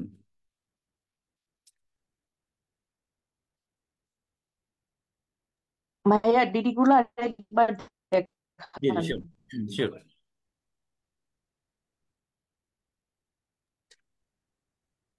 ভাইয়া ড্রাগ লিখতে গিয়ে কি ডোজ ডিউরেশন সবসময় একদম শুনেন, লিখতেই যদি হবে যদি এরকম? যদি কোয়েশ্চেন মার্ক থাকে আপনার ম্যানেজমেন্টে 7, তাহলে আপনাকে লিখতে হবে। জি। যদি ম্যানেজ 7-এর কম থাকে, তাহলে আপনি কখনোই এই ভুল করবেন না। আপনি সময় ম্যানেজ করতে পারবেন না। টাইম হচ্ছে 1 নম্বর আমাদের এই পরীক্ষার। এমন ভাবে টাইম সেট আপটা সার্ভার করে, আপনি 2 মিনিট পিছিয়ে গেলে আর বুঝতে পারবেন না। এটার মার্কস ছিল 5। এই রিস্কে আমি যাই, মানে এই এই টোজ এত কিছুতে আমি শুধুমাত্র এই যে সাইক্লোফসফেনাইন, গ্লুমেরুনেফ্রোডিসিস শুধু ডোজটা আমি লিখেছিলাম। আর বাকি যেগুলো আছে আর অনেক কিছু ম্যানেজমেন্ট তো ছিল, এগুলো কোনোটাতে আমি যাইনি, টাচ করিনি। আচ্ছা, এই এই কোশ্চেনটা লিখতে আপনার ভাইয়া কতটুকু সময় লেগেছিল? আপু এই কোশ্চেন আমি সেভারাল টাইমস প্র্যাকটিস করেছি। এই কোশ্চেনটা লিখতে আমার 35 মিনিট সময় লেগেছে। এই এবং আপনার টোটাল টুকু লিখতে? হ্যাঁ, না না, এইটুকু লিখতে আপনারও লাগবে। আপনার এখন মনে হচ্ছে যে সম্ভব না, কিন্তু আপনাকে সম্ভব করতে হবে আপু এটা। মানে টোটাল 1 নাম্বার কোশ্চেনটা টোটাল লিখতে আপনার 35 আমি মিনিটস? আমি 35 মিনিটের সময় পেয়েছিলাম, আমি এই 35 মিনিটে লিখেছি এটা। তবে এটা ও, 45 মিনিট ওকে। সময় পাবেন। এই আপ- এই আপনার টাইম। কোশ্চেনটা তো ভাইয়া কমন ছিল, এটা আরেকবার এসেছিল মেবি, হ্যাঁ হ্যাঁ, একদম রাইট। হুবহু এই কোশ্চেনটাই ডিসিএ থেকে সাপ্লাই করেছিল তাই না? হ্যাঁ হ্যাঁ, জি হ্যাঁ, ডিসিএ তে এটা আমরা 5-6 বার পরীক্ষা দিয়েছি, এটা আমাদের সবকিছু গুছানো ছিল। হ্যাঁ হ্যাঁ, এখানে আমরা ঝামেলা যেটা করেছি যে 5 মার্ক পাঁচ এটা মার্ক পাঁচ সলভ মার্ক করে করে। দিচ্ছে, এই জন্য আমাদের কাটতে হয়েছে অনেক। আচ্ছা ভাইয়া, যে হ্যাঁ আপু। জেনারেল এক্সামিনেশন আর সিস্টেমিক এক্সামিনেশনে সব পয়েন্ট না লিখে যদি ডিডি রিলেভেন্ট গুলা লিখি, মানে যেমন আপনার যেমন 35 মিনিটে লিখতে হয়েছে, এরকম আমিও আসলে দিয়েছি ডিটেল, মানে দেখা গেছে ওই জায়গায় ওগুলা লিখতে লিখতে তখন ইনভেস্টিগেশনে টাইমই পাওয়া যায় না। মানে আপনি এটা কি যদি ওইভাবে করলে কি আসলে মার্ক কমে যাবে, না আমাকে ওইভাবেই সবই আপনার লিখতে হবে? না আপনার ইম্পর্টেন্ট কিন্তু দেখেন, আপনার জেনারেল এক্সামিনেশন যাই হোক, আপনার ইনভেস্টিগেশন যদি আপনি মূল মূল জিনিস ছেড়ে দিয়ে আসেন, আপনি কিন্তু আর পাস হবে না। অথবা সেটাই। আপনার যদি মনে হয় যে আপনার আপনার সময় হাতে নেই, আপনার জেনারেল এক্সামিনেশন ছোট করতে হবে, আপনি জায়গা খালি রাখেন, ইম্পর্টেন্ট পয়েন্টগুলো লিখে আপনার ইনভেস্টিগেশনে চলে যান। আপনি যে সময় পান আবার এসে কভার আপ করেন, নয়তো আপনাকে প্রয়োজন মানে নেই। ওইটা কি আসলে মার্ক কেটে দেয়, মানে যে সব না, মার্ক লেখে না মার্ক বা না, আপনাকে পাস করায় দিবে। ঠিক আছে, পাস আচ্ছা, করাবে, আপনাকে 14 দিবে, 14.5 দিবে, কিন্তু আসলে মানে কম 15 পেয়ে বা তার যাবে আর কি। তার বেশি দিতে গেলে একটা স্ট্যান্ডার্ড স্যাররা খুঁজে। এই জায়গাটাতেই সমস্যা হয়ে যায়, আপু, এক্সামিন এটা মানে এটা এটা এক নাম্বার এক্সামিনেশন পার্টটাতে। এক নাম্বার প্র্যাকটিস প্র্যাকটিস প্র্যাকটিস আপু। এটার কোনো বিকল্প নেই, এটার কোনো বিকল্প নেই। হ্যাঁ, আর একটা হ্যাঁ। জিনিস একটু জানার ছিল, জি। এরকম কি আর নিয়ম আছে নাকি যে অ্যাটলিস্ট 12 সব পেপারে পেতে হবে সব কোশ্চেনে? আচ্ছা, এরকম নিয়ম নেই। আপনাকে হচ্ছে পেপার 1-এ 56, পেপার 2-তে 56, দুটাতে 112, এবং প্রত্যেকটা সেকশনে 10-এর কম পাওয়া যাবে না। 10-এর কম হলে খাতা ক্র্যাশ। তার মানে মিনিমাম 10 পেতে হবে সব মিনিমাম কোশ্চেনে। 10 পেতে হবে। সার্ভার 10-এর কম সাধারণত ক্র্যাশ করে না, যদি আপনি একেবারে যেন এই কোশ্চেনে যদি আপনি এখন লিখেন সার্কিউডোসিস, আপনাকে তো সার্ভার 2 দিবে। বিষয়টা এরকম আর কি। বুঝতে পারছি। ওকে, জি ভাইয়া, ঠিক থ্যাংক আছে, তবে পরীক্ষাটা এরকম, আপনাকে কেউ কিন্তু 15 বেশি দিতে চাইলে সারা বারবার চিন্তা করে যে 15 বেশি কত দিচ্ছি। অতএব আপনাকে কিন্তু সবগুলো একটা লেভেলে পেতে হবে। কোনোটাই আপনি 12 পেয়ে কভার আপ করতে পারবেন না, পাস করতে পারবেন না। আমি কি যাবো 2 নম্বর কোশ্চেনে? আমি 2 নম্বর কোশ্চেনে গেলাম তাহলে। আচ্ছা দেখেন, 2 নম্বর কোশ্চেনটা এবার এক্সপেক্ট করেছিলাম বর্ণনামূলক কম আসবে, তাই হয়েছে। প্রথম কোশ্চেনটা ছিল 50 years old obese man with history of hypertension and type 2 diabetes mellitus presented to you with routine checkup. তার ব্লাড প্রেশার ছিল 160/100। ফান্ডোস্কোপি এক্সামিনেশন দেখেন, ডট এন্ড ব্লড হিমোরেজ ছিল। হিমোগ্লোবিন A1C 8.5, মানে আনকন্ট্রোল ডায়াবেটিক ছিল। সেরাম ক্রিয়েটিন দেখেন 1.4, মানে এটা মানে নর্মাল আর আপার লিমিট একটু বেশি।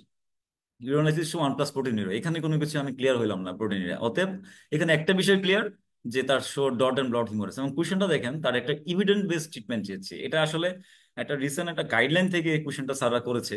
আমি নিজেও এটার জন্য প্রিপেয়ার ছিলাম না। আমার কোশ্চেনটা দেখে আমার ডায়াবেটিক রেটিনোপ্যাথিটা রেডি করা ছিল, আমি ঠিক এই উত্তরটাই দিয়েছি। এখানে কিছু জিনিস যেহেতু আমি পরবর্তীতে গাইডলাইনটা দেখে আমার এই জিনিসগুলো আমি একটু অ্যাড করে দিয়েছি আপনাদের জন্য, কিন্তু আমি এগুলো আসলে পরীক্ষা হলে দেই নাই। ঠিক আছে, আমার ডায়াগনোসিস ছিল এটা, যেহেতু আমি কনভিন্স যে এটা রেটিনোপ্যাথি ছিল, কিন্তু নেফ্রোপ্যাথি ছিল কিনা এটা আমি আসলে কনভিন্স ছিলাম না, কারণ লেভেলগুলো খুব মানে কনফিউজিং ছিল। এই জন্য শুধু ডায়াবেটিক রেটিনোপ্যাথি উইথ হাইপারটেনশন আমি এভাবেই দিয়েছিলাম। এবং আমি হচ্ছে ট্রিটমেন্ট স্ট্র্যাটেজি এটা একটু বড় করেছিলাম, এখানে আমি ছোট করেছি। যেমন ডায়াবেটিকের ট্রিটমেন্ট আমি একটু বিস্তারিত লিখেছিলাম, কি কি অ্যান্টি ডায়াবেটিক আছে, আর কি দিব, ডায়াবেটিকের ডাইটটা আমি কি করতে পারি এটা একটু লিখেছিলাম। আর হচ্ছে ফটোকোয়াগুলেশন যেটা, এটা লিখেছিলাম। এন্টি বিএজিএফআর, রানিবিজুমাব, এটা লিখেছিলাম। স্টে এই এই এই পর্যন্তই আমি। আর বাকি যে ট্রিটমেন্ট গুলা, এই ট্রিটমেন্ট গুলো নতুন গাইডলাইন এসেছে, যেমন ম্যাকুলার এডিমা স্টেরয়েড আমরা দিতে পারি, ইন্ট্রাভাইট্রাল ট্রায়ামসিলন ইনজেকশন দিতে পারি, ইন্ট্রাভাইট্রাল হচ্ছে ফ্লুসিনোলন একটা ইমপ্লান্ট দিতে পারি। এবং নতুন একটা রিসেন্ট গাইডলাইন এসেছে, আমি দেখলাম এটা 6 মাস 7 মাস আগে, এটা হচ্ছে একটা ফেনোফাইট বেট এসেছে।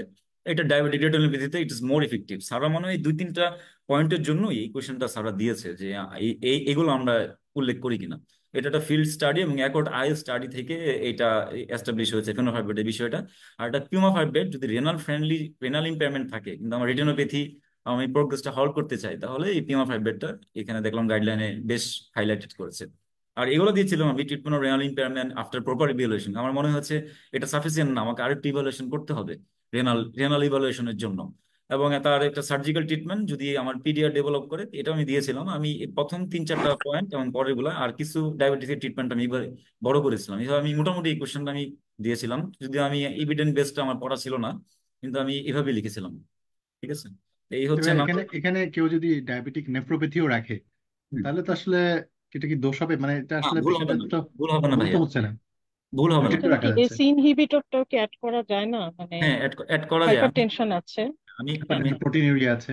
প্রোটিন আছে, আমি কিন্তু অ্যাড প্রোটিনুরিয়া করেছিলাম পরীক্ষা, এখন আমি শর্ট করেছি, আচ্ছা, কিন্তু আচ্ছা, আচ্ছা। বিস্তারিত যেহেতু আমার, আমি বুঝেছি যে আমার এভিডেন্স বেসড অংশটা আমার পড়া নাই, আমি দিতে পারবো না। আমি অন্যগুলোকে আমি ইভালুয়েট করেছি বড় করে, যতদূর পেরেছি। এসি ইনহিবিটর ARB আমি অ্যাড করেছি, এবং এই সব ট্রিটমেন্ট কিনে। কিন্তু আমার আমার মনে হচ্ছে স্যার এই জিনিসগুলো চাচ্ছিলেন নতুন গাইডলাইন থেকে, পরে আমার স্টাডি করে মনে হয়েছে। ভাই, আপনি প্রথম যে লিখেছেন ডায়াগনোসিস জাস্ট টান দিয়ে লিখে দিয়েছেন, জি। এরকম কি from the given scenario my diagnosis এভাবে না লিখে জাস্ট ডায়াগনোসিস, জাস্ট এই পয়েন্ট এভাবেই লিখে দিয়ে আসলে হবে? আচ্ছা আপু, আমি আমি আরেকটা বিষয় বলি, আমি ভুলে গিয়েছিলাম। আমি জি, আগে হ্যাঁ, যতবার আমি রিটার্ন পাস করেছি, আমি এই জিনিসটা ফলো করিনি, এবার করেছি। আমি আগে জি, দেখেন সারা অনেকগুলো কোশ্চেনই, বেশিরভাগ কোশ্চেনই সারা ডায়াগনোসিস চায় না। ঠিক আছে, হ্যাঁ, তো চাই না কিন্তু। এই জন্য আমি কখনো ডায়াগনোস না দিয়ে আমার কনফিডেন্স লেভেলটা আমার আগে লো ছিল। আমার মনে হতো আমি ডায়াগনোস লিখছি, যদি এটা সাবজেক্টের সাথে না মিলে আমাকে তো শূন্য দিয়ে দেবে, আর পড়বে না। অন্তত আমি বর্ণনা আচ্ছা। লিখে যাই, তাহলে কিছু মার্ক পাবো, আমার এটা মনে জি। হতো। তো আমার মনে হচ্ছে এভাবে পাস হয় না আপু, এটা কনফিডেন্স লেভেল স্যাররা হয়তো এটা যে ম্যান্ডেটরি আমি তা বলতেছি না, কিন্তু আমি এবার প্রত্যেকটা কোশ্চেন আমি ডায়াগনোস দিয়েছিলাম। স্যাররা না চলো আমি মনে না, হয় আমি আমার কথা হচ্ছে, আমি যেটা জানতে চাচ্ছিলাম ভাইয়া, যে প্রতিটা ওয়ার্ড লিখতেই তো আসলে সময় লাগে। যেমন আপনি এখানে যেমন লিখেছেন আনসার দিয়ে, ডায়াগনোসিস দিয়ে জাস্ট ডায়াগনোসিস লিখেছেন, হুম। এরকম কি লিখতে হয় কিনা যে ফ্রম দ্য গিভেন সিনারিও মাই না না না না ডায়াগনোসিস না, ইজ শর্ট লাইক দিস? কোশ্চেনে, শর্ট কোশ্চেনে আপনি এই বর্ণনামূলক যাবেন না। লং কোশ্চেনটা অলংকার করতে সেটাই হয়। আমি জানতে চাচ্ছি। জি। লং কোশ্চেনটাকে অলংকার করতে হয়, সাজাইতে হয়, সারা সাজানোটা দেখে। আচ্ছা। শর্ট কোশ্চেনে আচ্ছা, আনসার স্যার আপনাকে। Just diagnosis treatment to the yes, point just লিখে আসবো। ইয়েস। আচ্ছা। ঠিক জি। আছে। ওকে, থ্যাংকস। নাম্বার বি ছিল হচ্ছে 20 years old cultivator having history of ingestion of some poison brought to emergency department with complaint of vomiting, diarrhea, low urine output and persistent cough. Examination: he had mild jaundice, pupil normal, multiple oral ulcer, crepitation in both lung, SpO2 92% in ambient air। মানে এখানে এটা একদম এটা আপনাদের মনে হয় না কারো কাছে ডিফিকাল্টি মনে হয়েছে, কারণ পেশেন্ট একটা পয়জন খেয়েছে, তারপর vomiting, diarrhoea, low urine output, cough, jaundice, pupil normal, oral ulcer. Oral ulcer তো সাধারণত আমরা খুব বেশি পয়জনিং এ পাই না। আমরা তো ওরাল আলসার হচ্ছে একটা কোরোসিভ পয়জনিং এ পাই, আর একটা এই প্যারাগয়েডে পাই। তো এটা ডেফিনেটলি প্যারাগয়েড ছিল, প্যারাগয়েড পয়জনিং ডায়াগনোসিস। এবং এটার ইনভেস্টিগেশন চাইছে, ইনভেস্টিগেশন গুলো কিন্তু গুছায় কোথাও দেওয়া নাই। এটা আমরা রেডি করে রেখেছিলাম, আপনারা একটু বাংলাদেশে একটা গাইডলাইন পাওয়া যায়। বাংলাদেশের নিজস্ব একটা গাইডলাইন, এটা মার্কেটে পাবেন নীলক্ষেতে। ওইখানে প্যারাগয়েডটা খুব ভালো দেওয়া আছে বাংলাদেশি গাইডলাইনে। ওইখান থেকে একটু রেডি করে রেখেছিলাম। Urine dithionite, serum creatine, urea, plasma paraquat level, chest X-ray, HRCT দেখবো, লিভার ফাংশন টেস্ট অল্টার হবে, সেরাম ইলেক্ট্রোলাইট।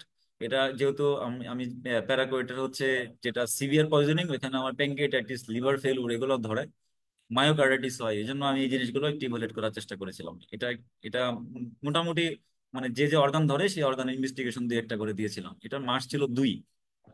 ঠিক আছে। তারপরে আপু ম্যানেজমেন্ট ছিল মার্চ 2, এই জন্য এটা আমি খুব বেশি বড় তো করি নাই। জাস্ট ইনিশিয়াল, যেহেতু একটা ইমার্জেন্সি নিয়ে আসছি, ইনিশিয়াল তার এবিসি, এন্টিমিটিক, প্যারাকোয়েডিক কিন্তু আসলে আসলে ডেফিনেটিভ ম্যানেজমেন্ট নেই, এটা সাপোর্টিভ ম্যানেজমেন্ট। এটা হচ্ছে অ্যাক্টিভেটেড কার্গল, কোনো ম্যানিটল দেওয়া যাবে না। এই জিনিসগুলো খুব ইম্পর্টেন্ট, ম্যানিটল এবং অক্সিজেন দেওয়া যাবে না। মাউথ কেয়ার করতে হবে। সাবসিকুয়েন্টে তাকে অ্যানালজেসিক, অ্যান্টিবায়োটিক, হিমোডায়ালাইসিস এবং প্যারামাউন্ট দিতে হবে। আর এটা হচ্ছে care of the skin, eye. আর একটা জিনিস যেটা ইম্পর্টেন্ট, যে এখানে প্যারাগয়েড ক্ষেত্রে এটা লাং এর ম্যানেজমেন্ট আমি কি করছি, কারণ এটা আলটিমেটলি লাং ফাইব্রোসিস ডেভেলপ করে পেশেন্টের রেসপিরেটরি ফেইলিউর নিয়ে পরবর্তীতে প্রেজেন্ট করে পেশেন্ট। এটা হচ্ছে আমি সাইক্লোপাসমিন স্টেরয়েড থেরাপি, ইন্টারসিন একটা রুল আছে, গাইডলাইন আছে, আপনারা দেখে নেবেন। এবং এটার প্রগনোসিসটা দেখার জন্য সাথে প্লাজমা প্যারাকয়েড লেভেল দেখতে বলেছে, এটাও গাইডলাইন থেকেই আমি মোটামুটি ওইখান থেকে ঠিক এইভাবে লিখেছি। আচ্ছা, নাম্বার সি হচ্ছে 33-year-old man present with sad mood, lack of energy, loss of interest of daily activity. He acknowledged being tearful. His wife of patient report a history of periods of increased energy, diminished sleep with flight of ideas, and she also mentioned that this shift of mood usually occurs 3 to 4 times. দেখেন এখানে lack of energy, loss of interest, আবার এদিকে তার flight of mood idea হয়। তার মানে এটা একটা বাইপোলার মুড ডিসঅর্ডার হচ্ছে তার। তো এটা হচ্ছে সাইকিয়াট্রি থেকে দিয়েছে, সাইকিয়াট্রি থেকে একটা কোশ্চেন আসবেই, আসবেই। এটা স্যাররা ইদানিং এই মুড ডিসঅর্ডার, ডিপ্রেশন, অ্যাংজাইটি, এই জিনিসগুলো স্যাররা বেশি গত 2-3 সেশন ধরে এগুলাই দিচ্ছে। সামনে হয়তো অন্যগুলো আসবে। এই জন্য সাইকিয়াট্রি সব কোশ্চেনে প্রিপারেশন রাখবেন, কারণ একটা কোশ্চেন আসবেই। তবে এটা কোশ্চেন গুলো একটু ঠিকই ছিল। যেমন বলেছিল যে এটা ম্যানেজমেন্টটা কি, ম্যানেজমেন্টটা হচ্ছে ম্যানিয়ার জন্য আমি হচ্ছে দিব লিথিয়াম অ্যান্টিসাইকোটিক, 2-3টা নাম দিয়েছিলাম, এবং ডিপ্রেশনের জন্য কি করব আমি। তারপরে এটার পরবর্তী কোশ্চেনটা ছিল, এটা আসলে একটু ইয়ে ছিল, যেমন মুড ডিসঅর্ডার এবং তার হচ্ছে মনিটরিং এর জন্য আমি কি করব। ঠিক আছে। এটা এটা এটা যেহেতু আমার এগুলো একটা দীর্ঘদিন খেতে হবে, এই জন্য মনিটরিংটা খুব ইম্পর্টেন্ট। এই যে এটা এই লিথিয়ামের কি কি আমার সাইড ইফেক্ট, কি কি মনিটর করবো, এটা হয়তো আপনারা জানেন। এই জিনিসটা আমারও রেডি করা ছিল, জাস্ট এখানে আমি এক এক করে দিয়ে দিয়েছি। এই যে এখানে ব্লাড ভিশন গেইন হয়, পেরিফেরাল নিউরোপ্যাথি হয়, sodium velvet, liver function test আমি দেখবো, সিবিসি দেখবো, লিমিট্রাজিন স্টিভেন জনসন সিনড্রোম হয়, কার্মাজিপিন, নিউট্রোপিনিয়া, র্যাগনোসাইটোসিস। এই জিনিসগুলো শুধু জাস্ট একটা একটা করে উল্লেখ করে দিয়েছিলাম। এই এই আর হচ্ছে একটা নিউরো অ্যান্টিসাইকোটিক কি কি ছিল, কি কি এটা এটা আমি পরীক্ষার হলে ঠিক এই জিনিসগুলো দিয়েছিলাম। নিউরো অ্যান্টিসাইকোটিক, অ্যান্টিসাইকোটিক বক্সে দেখবেন সবার শেষের দিকে আছে। এই চার চার পাঁচটা অ্যান্টিসাইকোটিক, ওলানজাপিন, কোয়েটাপিন, রেসপেরিডন এবং ক্লোজাপিন। আচ্ছা, নাম্বার ডি হচ্ছে 55 years old man, a known case of inoperable esophageal carcinoma। আচ্ছা, এই কোশ্চেনটা দেখেন, এই যে এটা এটা দিয়েছে নিউট্রিশন থেকে। নেজোগ্যাস্ট্রিক টিউব ইনসার্শন তার ফেল হয়েছে উইথ এক্সপার্ট অ্যানাস্থেসিওলজিস্ট। এখন বলছে যে তার নেক্সট অ্যাপ্রোচ অফ আমার আমার মেনটেনিং নিউট্রিশন চ্যালেঞ্জটা কি। তো এটা নিউট্রিশন থেকে গত গতবার আসলো ওবেসিটি নিউট্রিশন থেকে। তো আমাদের আরেকটা বিষয়, আপনারা পড়ার সময় বিগত বছরের কোশ্চেন সবগুলা কি কি এসেছিল প্রত্যেকটা কোশ্চেন সাথে টালি করবেন, কোন চারটা এই এই চারটা থেকে এই বছর এটা এসেছিল, এই বছর এটা এসে এবং আপনি কোশ্চেন প্রেডিক্ট না করলে কিন্তু এই এই পরীক্ষায় আপনাকে ভালো মার্কস তোলাটা খুব কঠিন। এবার আমরা মানে যারা এই একসাথে প্রিভিয়াস সকল কোয়েশ্চেন সম্বলিত আপনাদের কোনো বই আছে ডিসিএ? ডিসিএ তে, হ্যাঁ আছে আপু, আছে ভাইয়া, এটা আছে। এটা এইবার বের করছে ইকরা নামে একটা ইয়ে মানে আছে। প্রিভিয়াস সব কোয়েশ্চেন সম্বলিত? হ্যাঁ হ্যাঁ, এটা শর্ট কোয়েশনের বই আছে, আর লং কোয়েশনে যে ইলিয়াস ভাই বের করছে ওইখানে সব পাবেন। ইলিয়াস ভাই বই মনে হয় 7-8 দিনের ভিতর বেরোবে। ঠিক আছে, আরেকটা বিষয়, যে কোনো বই মানে যেগুলা বিভিন্ন কোচিং বের করছে সবগুলা কালেক্ট করবেন। আপনি যতটুকু দেখতে পারেন কোনটা যে আপনার কোন লেভেলে কোনটা উপকার করবে এটা বোঝা মুশকিল। ঠিক আছে, সবগুলো বই নিজের কালেকশনে রাখবেন।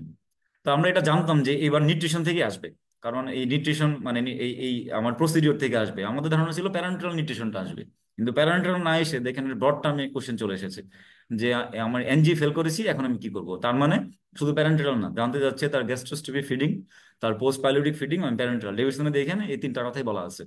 এবং এই প্যারেন্ট গ্যাস্ট্রোস্টমি ফিডিং এর হচ্ছে এই 2-3টা কথা, যে 4 উইকস বেশি লাগলে আমি এটা গ্যাস্ট্রোস্টমিতে যাব। কমপ্লিকেশন কি, তা পারফোরেশন রিফ্লাক্স, টিউমার সেডিং, এবং এটা একটা এন্ডোস্কোপিক টেকনিক। পোস্ট পাইলোটিকে হচ্ছে high risk of pulmonary aspiration. আর প্যারেন্টাল এটা আমার রেডি করা ছিল, আমাদের মানে যারা আমরা একসাথে পড়তাম ডিসিও 2 বার এটা এটা আমরা লিখেছি। এখানে ইন্ডিকেশন কি, ইন্ডিকেশন কিন্তু আলাদা করে দেওয়া নাই, ডেভিডসনের ভিতরে লেখা আছে এই 3টা ইন্ডিকেশন, এটা খেয়াল করবেন। এটা কমপ্লিকেশন কি, এটা চার্ট আছে, এবং মনিটরিং। আমি কি বিস্তারিত বর্ণনায় গেলাম না, এটা জাস্ট হচ্ছে এখান থেকে মুখস্থ। ঠিক আছে, মুখস্থ করে এই জিনিসগুলো ঠিকভাবে দিয়ে এসেছি এই মনিটরিং হিসাবে। তো এই এই এই এই নিউট্রিশন থেকে গতবার ওবেসিটি আসছে, এবার এটা আসছে, সামনের বার কোনটা আসবে এটা আপনার 2-3 বছরের কোয়েশ্চেন দেখে একটা ইভালুয়েশনে আসবেন। পাশাপাশি এখানে যারা মেন্টর আছে ওনাদের হেল্প নেবেন। এভাবে একটা প্রেডিকশন আসতে হবে, কিছু কোয়েশ্চেন আপনাকে রেডি রাখতে হবে। আচ্ছা, number E, 32 years old woman with 35 gestation present with abdominal pain and vomiting for 2 days. On examination, she is drowsy, mildly icteric, edema 1+. On investigation, heart blood glucose 3.8, ALT 220, AST 200, all hepatotropic viral marker negative। তার মানে এটা যেহেতু একটা pregnancy, maternal medicine থেকে একটা question আসবেই। এটা কিন্তু ম্যাটারনাল মেডিসিন থেকে দিয়েছে। দেখেন তার হ্যাপাটোরিক ভাইরাস সব নেগেটিভ, এদিকে লিভার এনজাইম বেড়ে গেছে। আবার আমার আমার থার্ড ট্রাইমেস্টারে, তার মানে এটা আমার হচ্ছে একুট ফ্যাটি লিভার ও প্রেগনেন্সি আসছে। এটা কোশ্চেন দেখি এটা মোটামুটি বুঝতে পেরেছেন না, একুট ফ্যাটি লিভারই দিয়েছে এটা। ওইখানে যে কোশ্চেনটা ছিল পরবর্তীতে, যে আমার ক্রাইটেরিয়া ফর ডায়াগনোসিস ছিল। তো ক্রাইটেরিয়া ডায়াগনোসিস হচ্ছে আমার ডেভিডসন একটা চার্ট আছে দেখবেন, একদম বক্স, ফুল পেড বক্স। এখানে আরেকটা বিষয় ভাইয়া, কিছু জিনিস মুখস্থ করতে হয়। একদম একদম মানে কি বলবো, এটাকে আমরা একটু বাংলা ভাষায় বলে ঠাড়া মুখস্থ করতে হয়। তো মুখস্থ যাবেন, পার্টনারের সাথে বারবার ডিসকাস করবেন, সূত্র ডেভেলপ করবেন, এবং সূত্রগুলো মুখের আগাতে রাখবেন। যেমন এখানে যেটা আমরা মুখস্থ করতাম, এটা একটা সূত্র দিয়ে, যে পাভেল RMC, PAVEL RMC, এই সূত্র দিয়ে দেখেন এগুলো সবগুলাই মোটামুটি মিলে যায় প্রথম অক্ষরগুলো যদি মিলান। এটা এটা এখান থেকে 6টা চেয়েছিল, কিন্তু আমি 13টাই পারতাম। তো যাই হোক 6টাই দিয়েছি। তো এরকম করে কিছু জিনিস সবসময় সূত্র দিয়ে রেডি করে রাখবেন, কারণ কি এখানে আপনার টাইম সেভ করতে হবে। টাইম সেভ করে আপনার অন্য একটা জায়গায় আপনার লাগাতে হবে। ঠিক আছে। আচ্ছা, what is the management plan, এখানে ম্যানেজমেন্ট প্ল্যান দেখবেন ডেভিডসনে এই এই এই 4-5টা কথাই বলা আছে। 4-5টা কথাই আমি দিছি। আমি খুব বেশি এটাকে আমি ম্যানেজমেন্ট আসলে বড় খুঁজে পাই নাই, আমি দেওয়ার চেষ্টা করিনি। সাপোর্টিভ কেয়ার, ইন্টিমেটি, FFP, antibiotic and delivery of the fetus. 35 উইকসে আমার যদি এখন এরকম হয় যে আমার কমপ্লিকেশন বেশি হয়ে যাচ্ছে, ডেলিভারি করতে হবে, আমি ডেলিভারির দিকে আমি যেতে পারবো 35 উইকস। এই হচ্ছে কোয়েশ্চেন নাম্বার 2। কোয়েশ্চেন নাম্বার 2 নিয়ে কোনো কথা আছে ভাইয়া, কারো, আপু? ঠিক আছে, আমি তাহলে 3 নম্বর কোয়েশ্চেনে যাই। সালাম আলাইকুম ভাইয়া। হ্যাঁ, বলবেন কেউ কিছু? জি, লাস্ট কোশ্চেন যেটা ছিল অ্যাকিউট ফ্যাটি লিভার প্রেগন্যান্সি, ওখানে কোশ্চেনের যে ফিচার গুলা দেওয়া আছে ওগুলা ছাড়া বাকি 6টা আমরা দিব এরকম হ্যাঁ, না? ওগুলা ওগুলা ছাড়া বাকি 6টা দিতে হবে। ওগুলা তো স্যার দিয়ে দিয়েছে আপনাকে, তো এখানে মার্কস থাকবে না। স্যারদের হ্যাঁ, টপ শিট থাকে একটা, ওইখানে হ্যাঁ, সব মার্কস আলাদা আলাদা করে লেখা থাকে। হয়তো 6টা দিয়েছে, স্যারদের টপ শিটে হয়তো 8টা আছে, ওইখান থেকে আপনাকে মিলাইতে হবে। Thank you. জি। 65 years old man having history of pulmonary tuberculosis 10 years back treated with full course of NTTP। দেখেন 10 বছর আগে সে NTTP পেয়েছিল। একটা 65 ইয়ার্স, এটা এল্ডারলি পার্সন, কিন্তু তার এখন প্রেজেন্ট করেছে recurrent cough haemoptysis for last few years. এবং got antibiotic treatment for each episode infection. He has presented to the emergency department with deterioration level of consciousness, মানে তার কনসাসনেস লো হয়ে এখন সে এসেছে। পালস 65, বিপি হচ্ছে normal আছে, respiratory rate 17, chest X-ray show right সাইডের পালমোনারি ফাইব্রোসিস, মানে তার টিবি হয়েছিল 10 বছর, এখন সে পালমোনারি ফাইব্রোসিস নিয়ে এসেছে। সোডিয়াম 112, আমার সোডিয়াম অনেক কম, কিন্তু পটাশিয়াম নর্মাল। তার মানে দেখি বোঝা যাচ্ছে যে অল্টার লেভেল অফ কনসাসনেস, এটা টিবির হিস্ট্রি ছিল, এটা সিয়াদের কেস, এটা দেখি বোঝা যাচ্ছে। এটা ছিল সাধারণ, এটা সিয়াদ উইথ একটা পালমোনারি ফাইব্রোসিস কেস ছিল। এখন এতে হইতে পারে একটা অ্যাক্টিভ টিবি পেশেন্ট নিয়ে প্রেজেন্ট করছে, হইতে পারে এখন অন্য কোনো কমপ্লিকেশন ডেভেলপ করেছে।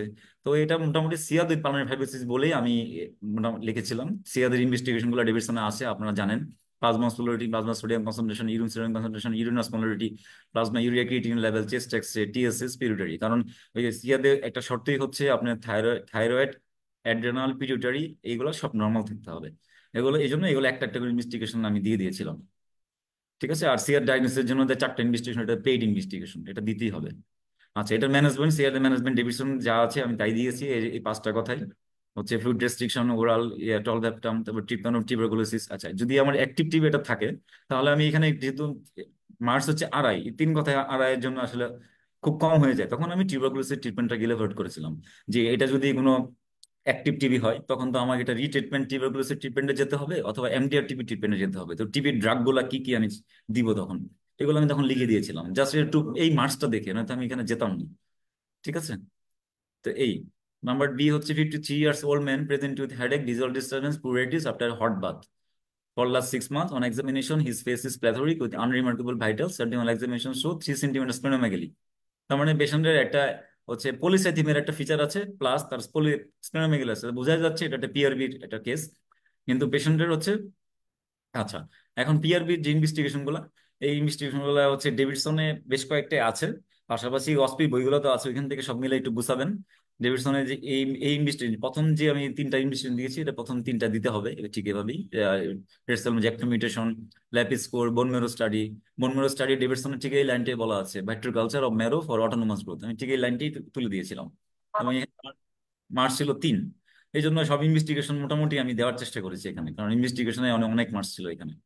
আর ট্রিটমেন্টে ছিল 2। ট্রিটমেন্টে আমার অপশন হচ্ছে এই কয়টাই যা ছিল ডেভিডসনে, অপশনগুলোই দিয়েছি: অ্যাসপিরিন, ভেনেসেকশন, হাইড্রোক্সিকার্বামাইড, রেডাইডিন ফসফেট, রক্সিলিটিনিন, ইন্টারফেরন আলফা। এই ভেনেসেকশনে একটু ব্লাডটা কতটুকু আমরা উইথড্র করবো, এটা একটু স্যাররা জানতে চাই। ঠিক আছে। তো এই জন্য এটা ভেনেসেকশন লিখলেই এই পরিমাণটা আপনাদের লিখতে হবে। তো এই ছিল এটা, পিআরবি একটা ইয়ে ছিল, শর্ট কোয়েশ্চেন ছিল। নাম্বার সি হচ্ছে 33 years old woman present with fatigue and severe abdominal pain. Also complain of passes of dark urine, especially in the morning. General examination show pallor, jaundice. Abdominal examination show no organomegaly. Investigation show hemoglobin 7.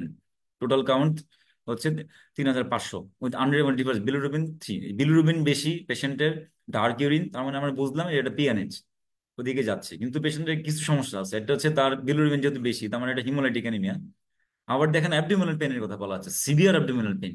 তার মানে আমার আমার এটা plane PNS না, এটা আমি PNS লিখি, দেখা যাবে এখানে মার্কস আমার দিবে হচ্ছে 0.75, সর্বোচ্চ 1। এই জন্য আমার বাকি ডায়াগনোসিস গুলা যদি আমার সংযুক্ত ডায়াগনোসিস আমি যদি কোনো অ্যাড করতে পারি, আমি সব অ্যাড করে দিব, মার্কস থাকুক বা না থাকুক। সবসময় খেয়াল রাখবেন এটা, যতদূর পারা যায় ততদূর আপনার অ্যাড করে নেবেন, কোনো নেগেটিভ মার্কিং কিন্তু নাই, এই জন্য এই রিস্কটা নিবেন না। তো এখানে আমি এইভাবে লিখেছি হিমোলাইটিক অ্যানিমিয়া, বার্চিয়ার সিনড্রোম। তো এখানে পিএনএইচ এর জন্য Ham test, sucrose test, flow cytometry, PBF করবো একটা, বোন ম্যারো স্টাডি করবো একটা, সিটি অ্যাবডোমেন আমি বাচ্চাদের জন্য করবো, এবং ডপলার স্টাডির জন্য। এই ফাইন্ডিং গুলো আমি ঠিক এভাবে দিয়েছি।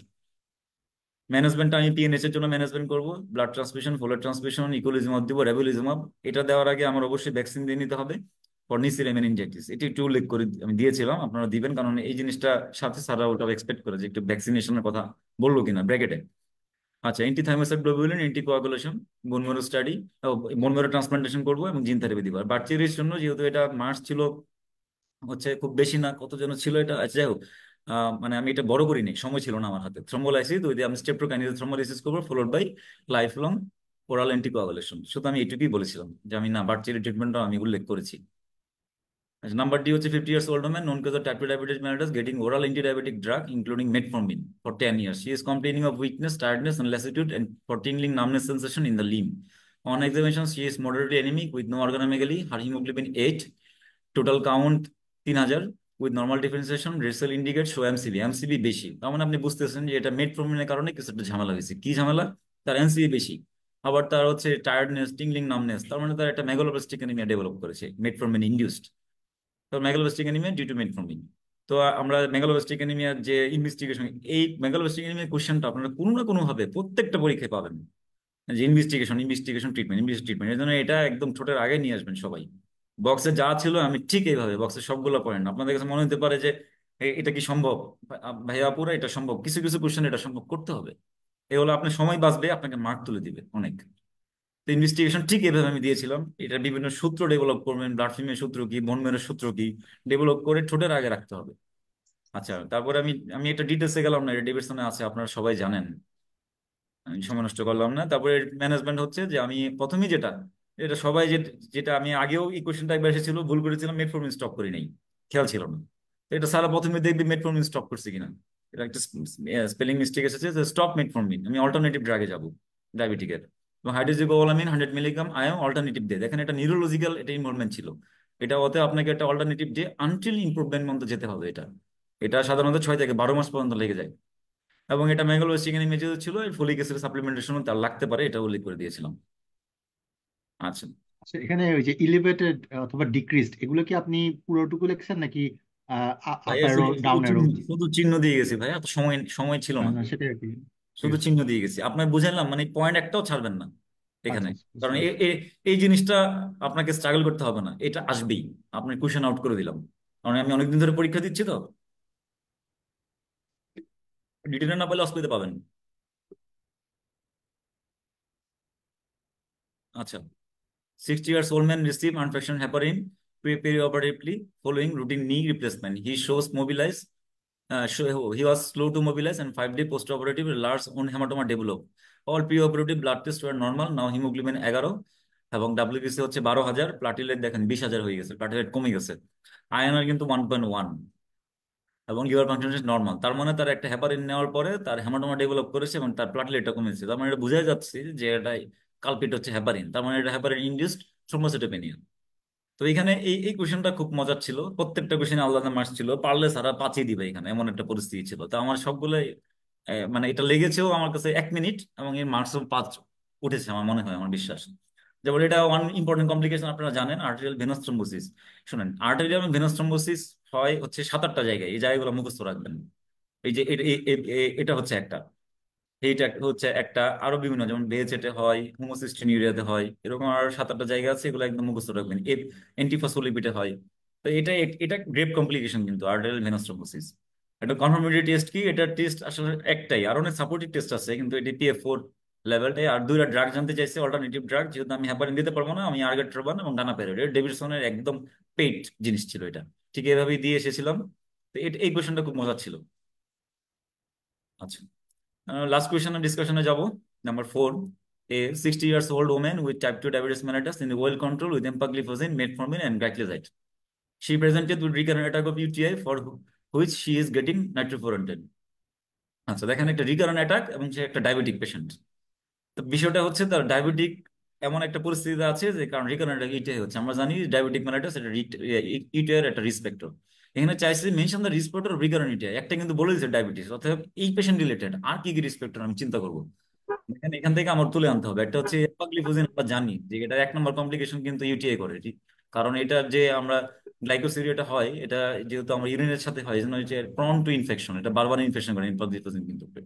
এই জন্য এটা 1 নম্বর, এমপ্রোগ্লিফোজিনটা আমাকে এখানে রাখা যাবে না, চেঞ্জ করতে হবে। এটা আনকন্ট্রোল থাকতে পারে, এটা ডায়াবেটিস, এটা একটা রিস্ক ফ্যাক্টর হতে পারে। আর বাকি ডেভিডসনের চার্ট আছে, দেখবেন যে রিস্ক ফ্যাক্টর অফ, ওইখান থেকেই পেশেন্টের সাথে যেগুলো ফিট খায় এগুলো আমি এনেছিলাম। যেমন তার অ্যানাটমিক অ্যাবনর্মালিটি থাকতে পারে, ফিস্টুলা, যেহেতু ফিমেল পেশেন্ট, ফিস্টুলার প্রলাপস হতে পারে, neurologic abnormality, multiple sclerosis, diabetes আগেই বলেছি, এবং তার কোনো ফরেন বডি থাকতে পারে, যে ক্যাথেটার আমার তো বলে দেয় নাই, থাকতেও তো পারে। এই জিনিসগুলো আমি জাস্ট এখানে একটা একটা করে দিয়ে দিয়েছিলাম। ইনভেস্টিগেশন আমি প্রথমে ইউরিন যেহেতু এখানে বলে নাই, আমি পার্সেল পাবো, একটা ইউরিন কালচার করবো, ফুল ব্লাড কোন ইএসআর সিআরপি করবো, একটা হচ্ছে রেনাল ফাংশন টেস্ট করবো, যেহেতু তার ইউরিন ইনফেকশন, রেনাল ইমপ্যাক্টমেন্ট হতেই পারে। একটা এক্সরে করবো, আল্ট্রাসাউন্ড, এটা কি পাইলোনেফ্রাইটিসের কোনো কেস, আমি কি কোনো স্টোন নিয়ে আমি ডিল করছি, এই জিনিসগুলো আমি তখন ইভালুয়েট করার চেষ্টা করেছি। আর তার আরবিএসটা কত, এবং যেহেতু এমএস একটা আমি এক্সপেক্টর গেছিলাম, আমি এমআরআই ব্রেনটা আমি দিয়ে দিয়েছিলাম, জাস্ট রিসপেক্টর অনুযায়ী আর কি, আর কিচ্ছু না। এটা ম্যানেজমেন্ট, এই ম্যানেজমেন্ট পোর্শনটা ডেভিডসনে লেখা আছে, খুব ভালো করে লেখা নাই, এটা একটা এসুরেন্স করবো, কাউন্সিলিং করবো, আমি রিপিটেড ইউরিন কালচার করতে হবে এটা, এবং আমার 2 থেকে 3 অ্যান্টিবায়োটিক এই জিনিসটা ডেভিডসনে আছে দেখবেন। ইন ড্রাগ অফ চয়েস হচ্ছে নাইট্রোপুরান্ডিয়ান, পেশেন্ট কিন্তু নাইট্রোপুরান্ডিয়ান পাচ্ছে, অতএব আপনাকে অন্য অ্যান্টিবায়োটিকে যাইতে হবে। এটা অল্টারনেটিভ ছিল টার্মিথোপ্রিড এবং আচ্ছা ক্যাফালেক্সিন আর কোএমিজিলেন। একটা চার্ট আছে ডেভিডসনে, এই চার্টটাই রিকারেন্ট হচ্ছে যাদের ইটিআই হচ্ছে তার জন্য অ্যাপ্রোপ্রিয়েট। এটা মোটামুটি রেডি ছিল আমাদের, আমার এই চার্টে এই পয়েন্টগুলো আছে, এই পয়েন্টগুলো উল্লেখ করে দিয়েছিলাম। এর খুব খুব ইজি পয়েন্ট, আপনারা রিডিং পড়লেও মনে থাকবে মোটামুটি। তো এই ছিল recurrent UTI treatment. B number হচ্ছে 30 years old man presented with abnormal involuntary movement of the limb and face with emotional liability. On examination, patient is anemic, mildly icteric. In abdominal examination show hepatosplenomegaly. মানে বোঝাই যাচ্ছে একটা neurological একটা তার complication, যেটা সাধারণত আমার হচ্ছে গ্যাস্ট্রোইন্টেস্টাইনাল প্লাস নিউরোলজিক্যাল একটা সিস্টেমিক ডিজিজ হচ্ছে। তার মানে এটা একটা নিউরোলজি উইলসন ডিজিজ। পেশেন্টের বয়সটা কিন্তু কম, 30 years। এবং এটা একটাই চাইছে যে একদম টু দা পয়েন্ট চাইছে যে একটা ক্লিনিক্যাল সাইন কি ছিল। তো আমার কাছে মনে হয়েছে যে উইলসনের জন্য আসলে ক্লিনিক্যাল সাইন এটা কাইসার ফেস্টার রিং, এটাই স্যার বারবার বলতো, বারবার বলতো জিনিসটা। আমার কাছে মনে হয়েছে যে স্যার এটাই চাইছে। এবং দ্য প্ল্যান অফ ইনভেস্টিগেশন হচ্ছে আমি উইলসনের জন্য পেড এই ইনভেস্টিগেশন রেডি করে রেখেছিলাম, কারণ উইলসনটা এটা প্রতিবারই আসবে কোনো না কোনো ভাবে। এটা এটা অনেকটাই মেগালোপ্লাস্টিকের মতোই। ক্রিয়েটিনিন, সেরাম ক্রিয়েটিনিন লেভেল, আচ্ছা ঠিক আছে। তারপরে 24 hours urinary copper extraction, 24 hours urinary creatine হবে না ভাই, এটা সেরাম কপার, এটা স্পেলিং মিস্টেক হয়েছে, copper level. 24 hours urinary copper by penicillin test. Caeruloplasmin patient কমে যাবে, সেরুলোপ্লাজমিন। এটাকে যেহেতু এটা genetic disease, autosomal recessive disease, অতএব এটা ক্যারিও ট্যাপ করতে হবে। এবং আমরা পিবিএফ দেখেন, আমার উইলসন ডিজিজ কিন্তু কয়েকটা, তার লাইনের বাইরেও কয়েকটা ম্যানিফেস্টেশন করে। এর মধ্যে একটা হচ্ছে কিন্তু সে হিমোলাইসিস করবে, একটা আরডিএ করবে, এই জিনিসগুলো একটু মাথায় রাখবেন, কারণ এই উইলসন থেকে নানা জায়গায় ঢুকে ঢুকে কোশ্চেন গুলো দেয়। ঠিক আছে, তারপরে হচ্ছে এই পিবিএফটা দেখেছিলাম। এবং এটা ম্যানেজমেন্ট, উইলসনের পেইড ম্যানেজমেন্ট। প্রথমে কপার কন্টেন্ট ডায়েট আপনি কমাবেন, লাইফ লং এই 4টা ডাক তাকে দিতে হবে, 4টার মধ্যে যে কোনো একটা। লিভার ট্রান্সপ্লান্টেশন এটা অপশন ছিল, এবং এটা ফ্যামিলি স্ক্রিনিং করতে হবে। আমি avoid consent, autosomal recessive disorder, avoid consent marriage, অবশ্যই এটা উল্লেখ করতে হবে। এই 4-5টা কথাই ট্রিটমেন্টে। ঠিক আছে। Number C, 25 year old woman presenting with difficult to control hypertension, BP is still elevated despite therapy। দেখেন রেমিপ্রিল, অ্যামলোডিপিন এবং ইনডিওমাইড এটা হাইয়েস্ট ডোজে কিন্তু সে খাচ্ছে। এক্সামিনেশন কিন্তু patient 160/95, CBC normal, sodium 145, potassium কিন্তু কম দেখেন, পটাশিয়াম 2.5, ক্রিয়েটিন 1.1, আর এমনি হচ্ছে এত। তার মানে পেশেন্ট দেখেন, পেশেন্টের বয়স 25, অতএব একটা ইয়াং পেশেন্ট, যে পেশেন্টের সাধারণত patient uncontrolled hypertension with hypokalaemia, এই এই এই পেশেন্টের মেরিটটা ছিল এটা। ঠিক আছে, তো এখানে চাইছে 2টা ডিডি। তো আমার কাছে কোশ্চেনটা মনে হচ্ছে হাইপার টেনশন উইথ হাইপারক্যালেমিয়ার ডিডি যাচ্ছে, এটা ডিডি কিন্তু আরো আছে। আমার এই এই যেহেতু 2টা ডিডি চাইছেন, 2টা ডিডি নিয়েছিলাম, কনসেন্ট পুশিং। আর আরো ডিডি আছে, ওটা আপনারা জানেন, কার্বনএক্সিলন ডিডি, আরো অনেক ডিডি আছে। এই 2টাকে এনেছিলাম। তারপর আচ্ছা, রাইট ডাউন 4 ইম্পর্টেন্ট ইনভেস্টিগেশন। আমি প্রত্যেকটার জন্য আলাদা আলাদা ইনভেস্টিগেশন, অ্যালডোস্টেরন রেনিন রেশিও দেখবো, CT scan of adrenal gland দেখবো, একসাথে ভুল আসছে, অ্যাড্রিনাল ভেন ক্যাথেটারাইজেশন করবো, এটা ডেভিডসনে আছে 2-3টা কথা দেখেন। আর কুশিং এর জন্য আমি কর্টিসল এসিটিএস দেখবো, এবং আমার পিটুইটারি গ্ল্যান্ড দেখবো। যেহেতু এটা মার্কস ছিল 2, এই জন্য আমি বেশি বাড়াই নাই, এর ভিতরে আমি রাখার চেষ্টা করেছি। ও আরেকটা বিষয় ভাইয়া, এবার আমি পরীক্ষার হলের সাথে কথা বলে পরীক্ষার পরে খেয়াল করেছি, ইনভেস্টিগেশন যদি ফাইন্ডিং না চাই, অনেকেই ফাইন্ডিং দেয় না। আমি কোচিং বিভিন্ন মেন্টর ভাইরা বলতো, আমি কখনো এই কাজটা করিনি, আমি সবসময় ইনভেস্টিগেশনের সাথে ফাইন্ডিং দিতাম। মানে যদি আপনাদের সময় মিনিমাম থাকে, এটা ফাইন্ডিং লিখবেন অল্প করে, যে অন্তত তীর চিহ্নটা দিয়ে দেন বারে কমে, ফাইন্ডিংটা একটু লিখবেন। ইনভেস্টিগেশন ফাইন্ডিং ছাড়া ছাড়া অনেকেই আছে একটু মাইন্ড করে, এটা একটু খেয়াল রাখবেন ভাইয়া। না চাইলেও ফাইন্ডিংটা একটু মানে বারে কমে এভাবে দেওয়ার চেষ্টা করবেন, কারণ যতটুকুই হোক। ঠিক আছে, আচ্ছা এটা ট্রিটমেন্ট হচ্ছে কন সিনড্রোমের জন্য, যেন স্পাইনোলেকটান অ্যাড করবো, অ্যামোলোরাইট ইনলেটর অ্যাড্রেনালিন করতে পারি, কুশিং এর জন্য ট্রান্সপ্লান্টাল সার্জারি করতে রিমোডেনোমা। যেহেতু পেশেন্টের হাইপারটেনশন ছিল 3টা দিয়ে কন্ট্রোল হচ্ছে না, অর্থাৎ হাইপারটেনশন একটা ম্যানেজমেন্ট লাগবে। আমার নেক্সট ড্রাগ আমার স্পাইনোলেকট্রান আমি অ্যাড করতে পারি। এবং ইলেকট্রোলাইট ইমব্যালেন্স, পেশেন্ট হাইপোক্যালেমিয়া ছিল, এটাও কারেক্ট করতে হবে। এটা হচ্ছে এর ম্যানেজমেন্ট।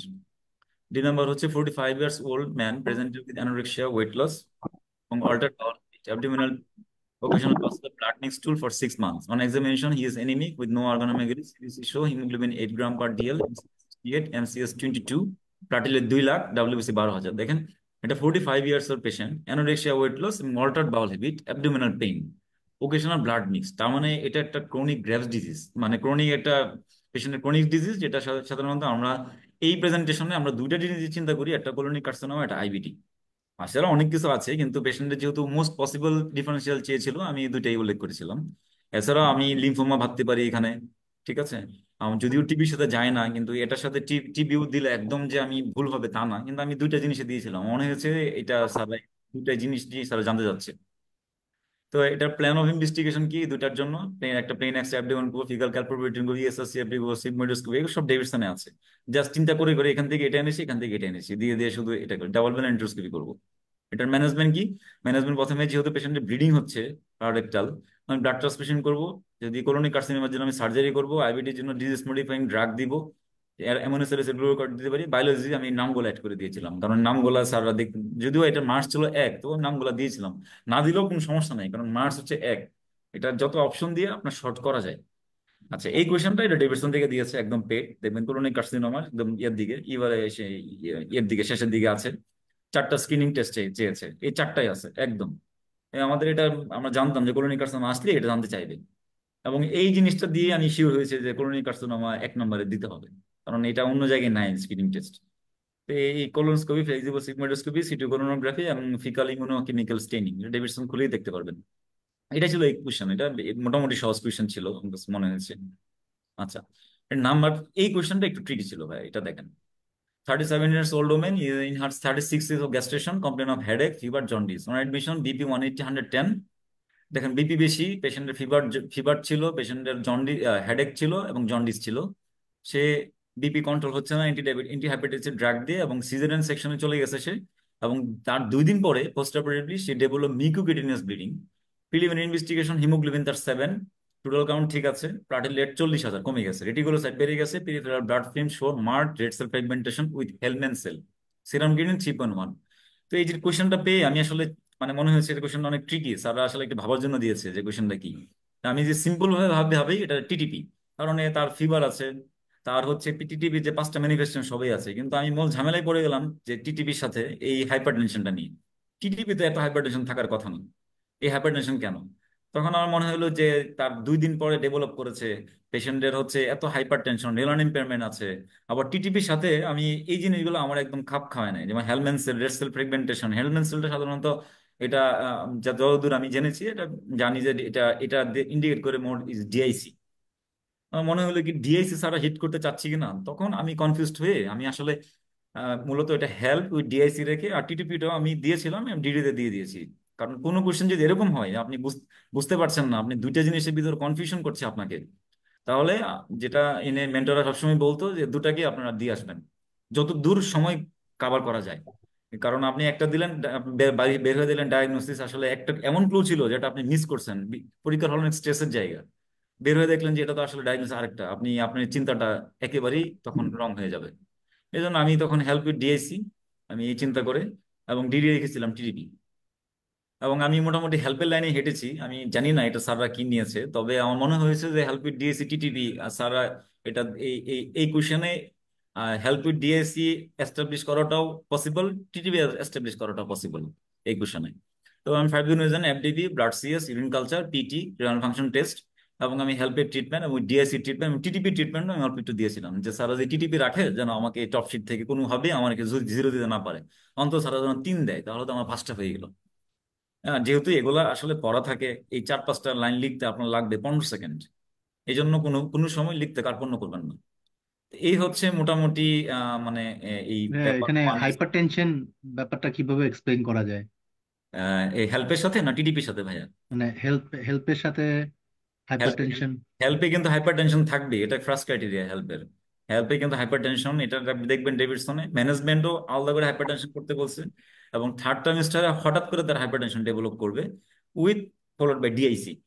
এবং হেল্প বলা আছে আব্দুল্লাহ স্যারের বইয়ে, দেখবেন যে হেল্প হচ্ছে আব্দুল্লাহ স্যার ডাটা এন্ট্রি বইয়ে, হেল্প হচ্ছে প্রেগনেন্সি ডেলিভারির 1 সপ্তাহের মধ্যে হেল্প 30% ক্ষেত্রে হয়।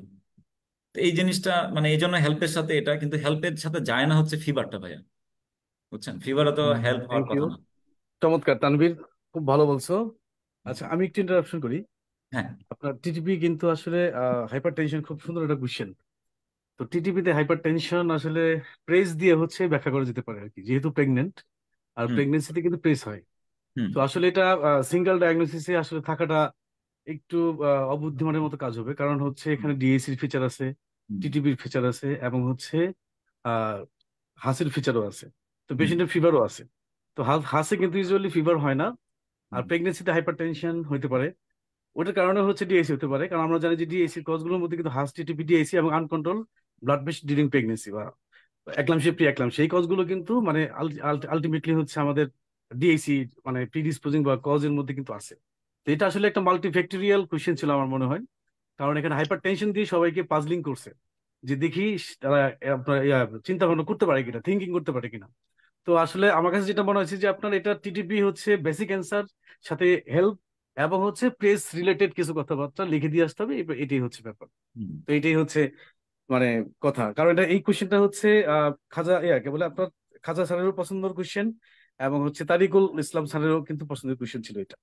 তো ঠিক আছে, thank you, nice presentation Tanvir, ji, excellent speech delivery and mature কণ্ঠ, আসলে আমি কমেন্টস করছি অলরেডি। তো ঠিক আছে, সবাই খুব বেনিফিটেড হবে। তো তানভীর, তুমি একটু যারা অডিয়েন্স আছে তাদের সাথে একটু কথা বলো প্লিজ। হ্যাঁ, okay, thank you. Thank you. ভাই আপনাদের কারো কোনো যদি কোয়েরি থাকে করতে পারেন, মানে আনসার রিলেটেড। আমি আসলে খুব বেশি জ্ঞান গর্ব আলোচনায় যাই নাই। আমি কি দিয়েছিলাম আমি এটা বলার চেষ্টা করেছি। আমার কাছে মনে হচ্ছে আপনাদের জন্য এটা একটু বেনিফিট হবে। মানে আমি কি দিয়েছিলাম, দিয়ে কি দিয়ে পাশ করেছি, এই জানাটা জরুরি। আচ্ছা ভাই, টিটিপিতে কি মানে রেনাল ইম্পেয়ারমেন্ট হয়ে হাইপার টেনশন হতে পারে না? হতে পারে ভাইয়া, কিন্তু এটা মোর টিটিপির সাথে মোর আপনার প্রেস দিয়ে এটা এক্সপ্লেন করাটা মোর ইজি আর কি। কারণ এটা যেটা আপনি যে প্রক্রিয়াটা বলেছেন এটা বেশ একটু সময় লাগবে, কিন্তু এখানে হুম। দেখেন একসাথে সব প্রেজেন্ট করেছে। ওকে।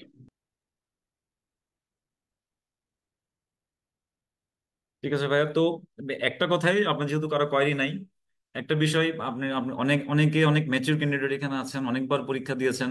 মানে আমিও এই পথের যাত্রী ছিলাম, নানা সময় হতাশ হয়ে তারপরে আমাকে হচ্ছে ইয়ে ইলিয়াস ভাই বারবার ধরে নিয়ে এসে, ধরে নিয়ে এসে আবার বসাইছে। তো এগুলো আপনার কাছে আমি কৃতজ্ঞ। তো আপনারা এই ডিসি এর এক্সাম বেচের যে কোশ্চেন গুলো হয় আপনারা এর সাথে থাকার চেষ্টা করবেন। মানে এখানে এটা কিন্তু খুবই ফ্রুটফুল। আপনার মনে হবে এত কঠিন কোশ্চেন দিয়েছে, এত কঠিন। এইবারের পরীক্ষায় এরকম হয়েছে, আমরা একটা পরীক্ষা দিয়ে আমরা খুব বিরক্ত হয়েছি এইবার। আমি বলবো না কোন পরীক্ষাটা, বিরক্ত হয়ে আমরা নিজেরাই বলেছি যে ডিসি এগুলো কি শুরু করেছে এই কোশ্চেন পরীক্ষার আগে, আমাদের তো মানে কনফিডেন্স লেভেল শেষ করে দিছে।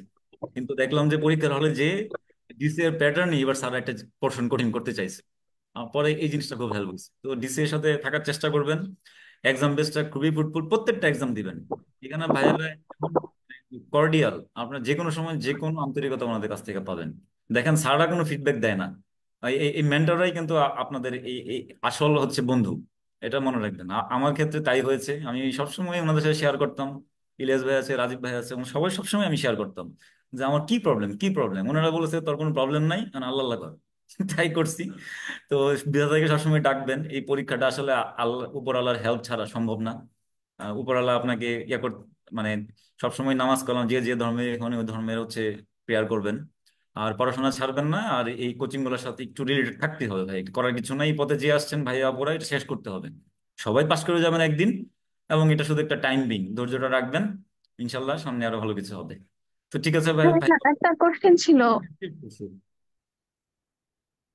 ভাই একটা কোশ্চেন ছিল। আপু বলেন, করেন। আর 2 নম্বরের এ যে কোশ্চেনটা, যে ডায়াবেটিক রেটিনোপ্যাথি উইথ হাইপারটেনশন, আপনি বলেছেন treatment strategies with evidence based approach, এটা নতুন একটা গাইডলাইন, মানে কোন গাইডলাইন থেকে? ডায়াবেটিস মেলাইটাসের যে না না না আহ, না, রেটিনোপ্যাথির গাইডলাইন আপু এটা। আচ্ছা আচ্ছা আচ্ছা। রেটিনোপ্যাথির একটা গাইডলাইন, এটা আমি জানতাম না। আমি পরে পরীক্ষা দিয়ে এসে আমি এটা দেখেছি যে এটা তো স্যাররা ওইটা হিট করেছে। এরকম করে স্যাররা, মানে কি জানতে চাই মাঝে মাঝে যে আপনি আপডেট আছেন কিনা, আপডেট আছেন কিনা, এরকম করে মাঝে মাঝে স্যাররা। তো এটা নিয়ে পাজল হওয়ার কিছু নাই আপু। আমি কিন্তু এটা এই পরীক্ষা এটা কিন্তু দেই নাই। না দিয়ে আমি মোটামুটি ইলাবোরেট আমার জ্ঞান দিয়ে লিখে আমি পাশ করে চলে আসছি। সবই তো কেউ সবাই পারবে না, তাহলে তো এটা পরীক্ষা হইতো না। চেষ্টা করবেন এটা আপডেট থাকতে, স্যারদের কি চাওয়া এটা একটু বুঝতে, প্রত্যেকটা কোশ্চেনে আল্লাহ আল্লাহ মেরিট আছে, মেরিটটা ধরতে। তাহলে দেখবেন যে হয়ে গেছে। তো আরো কারো কিছু না থাকলে আমি একটু শেষ করছি আজকে তাহলে। জি,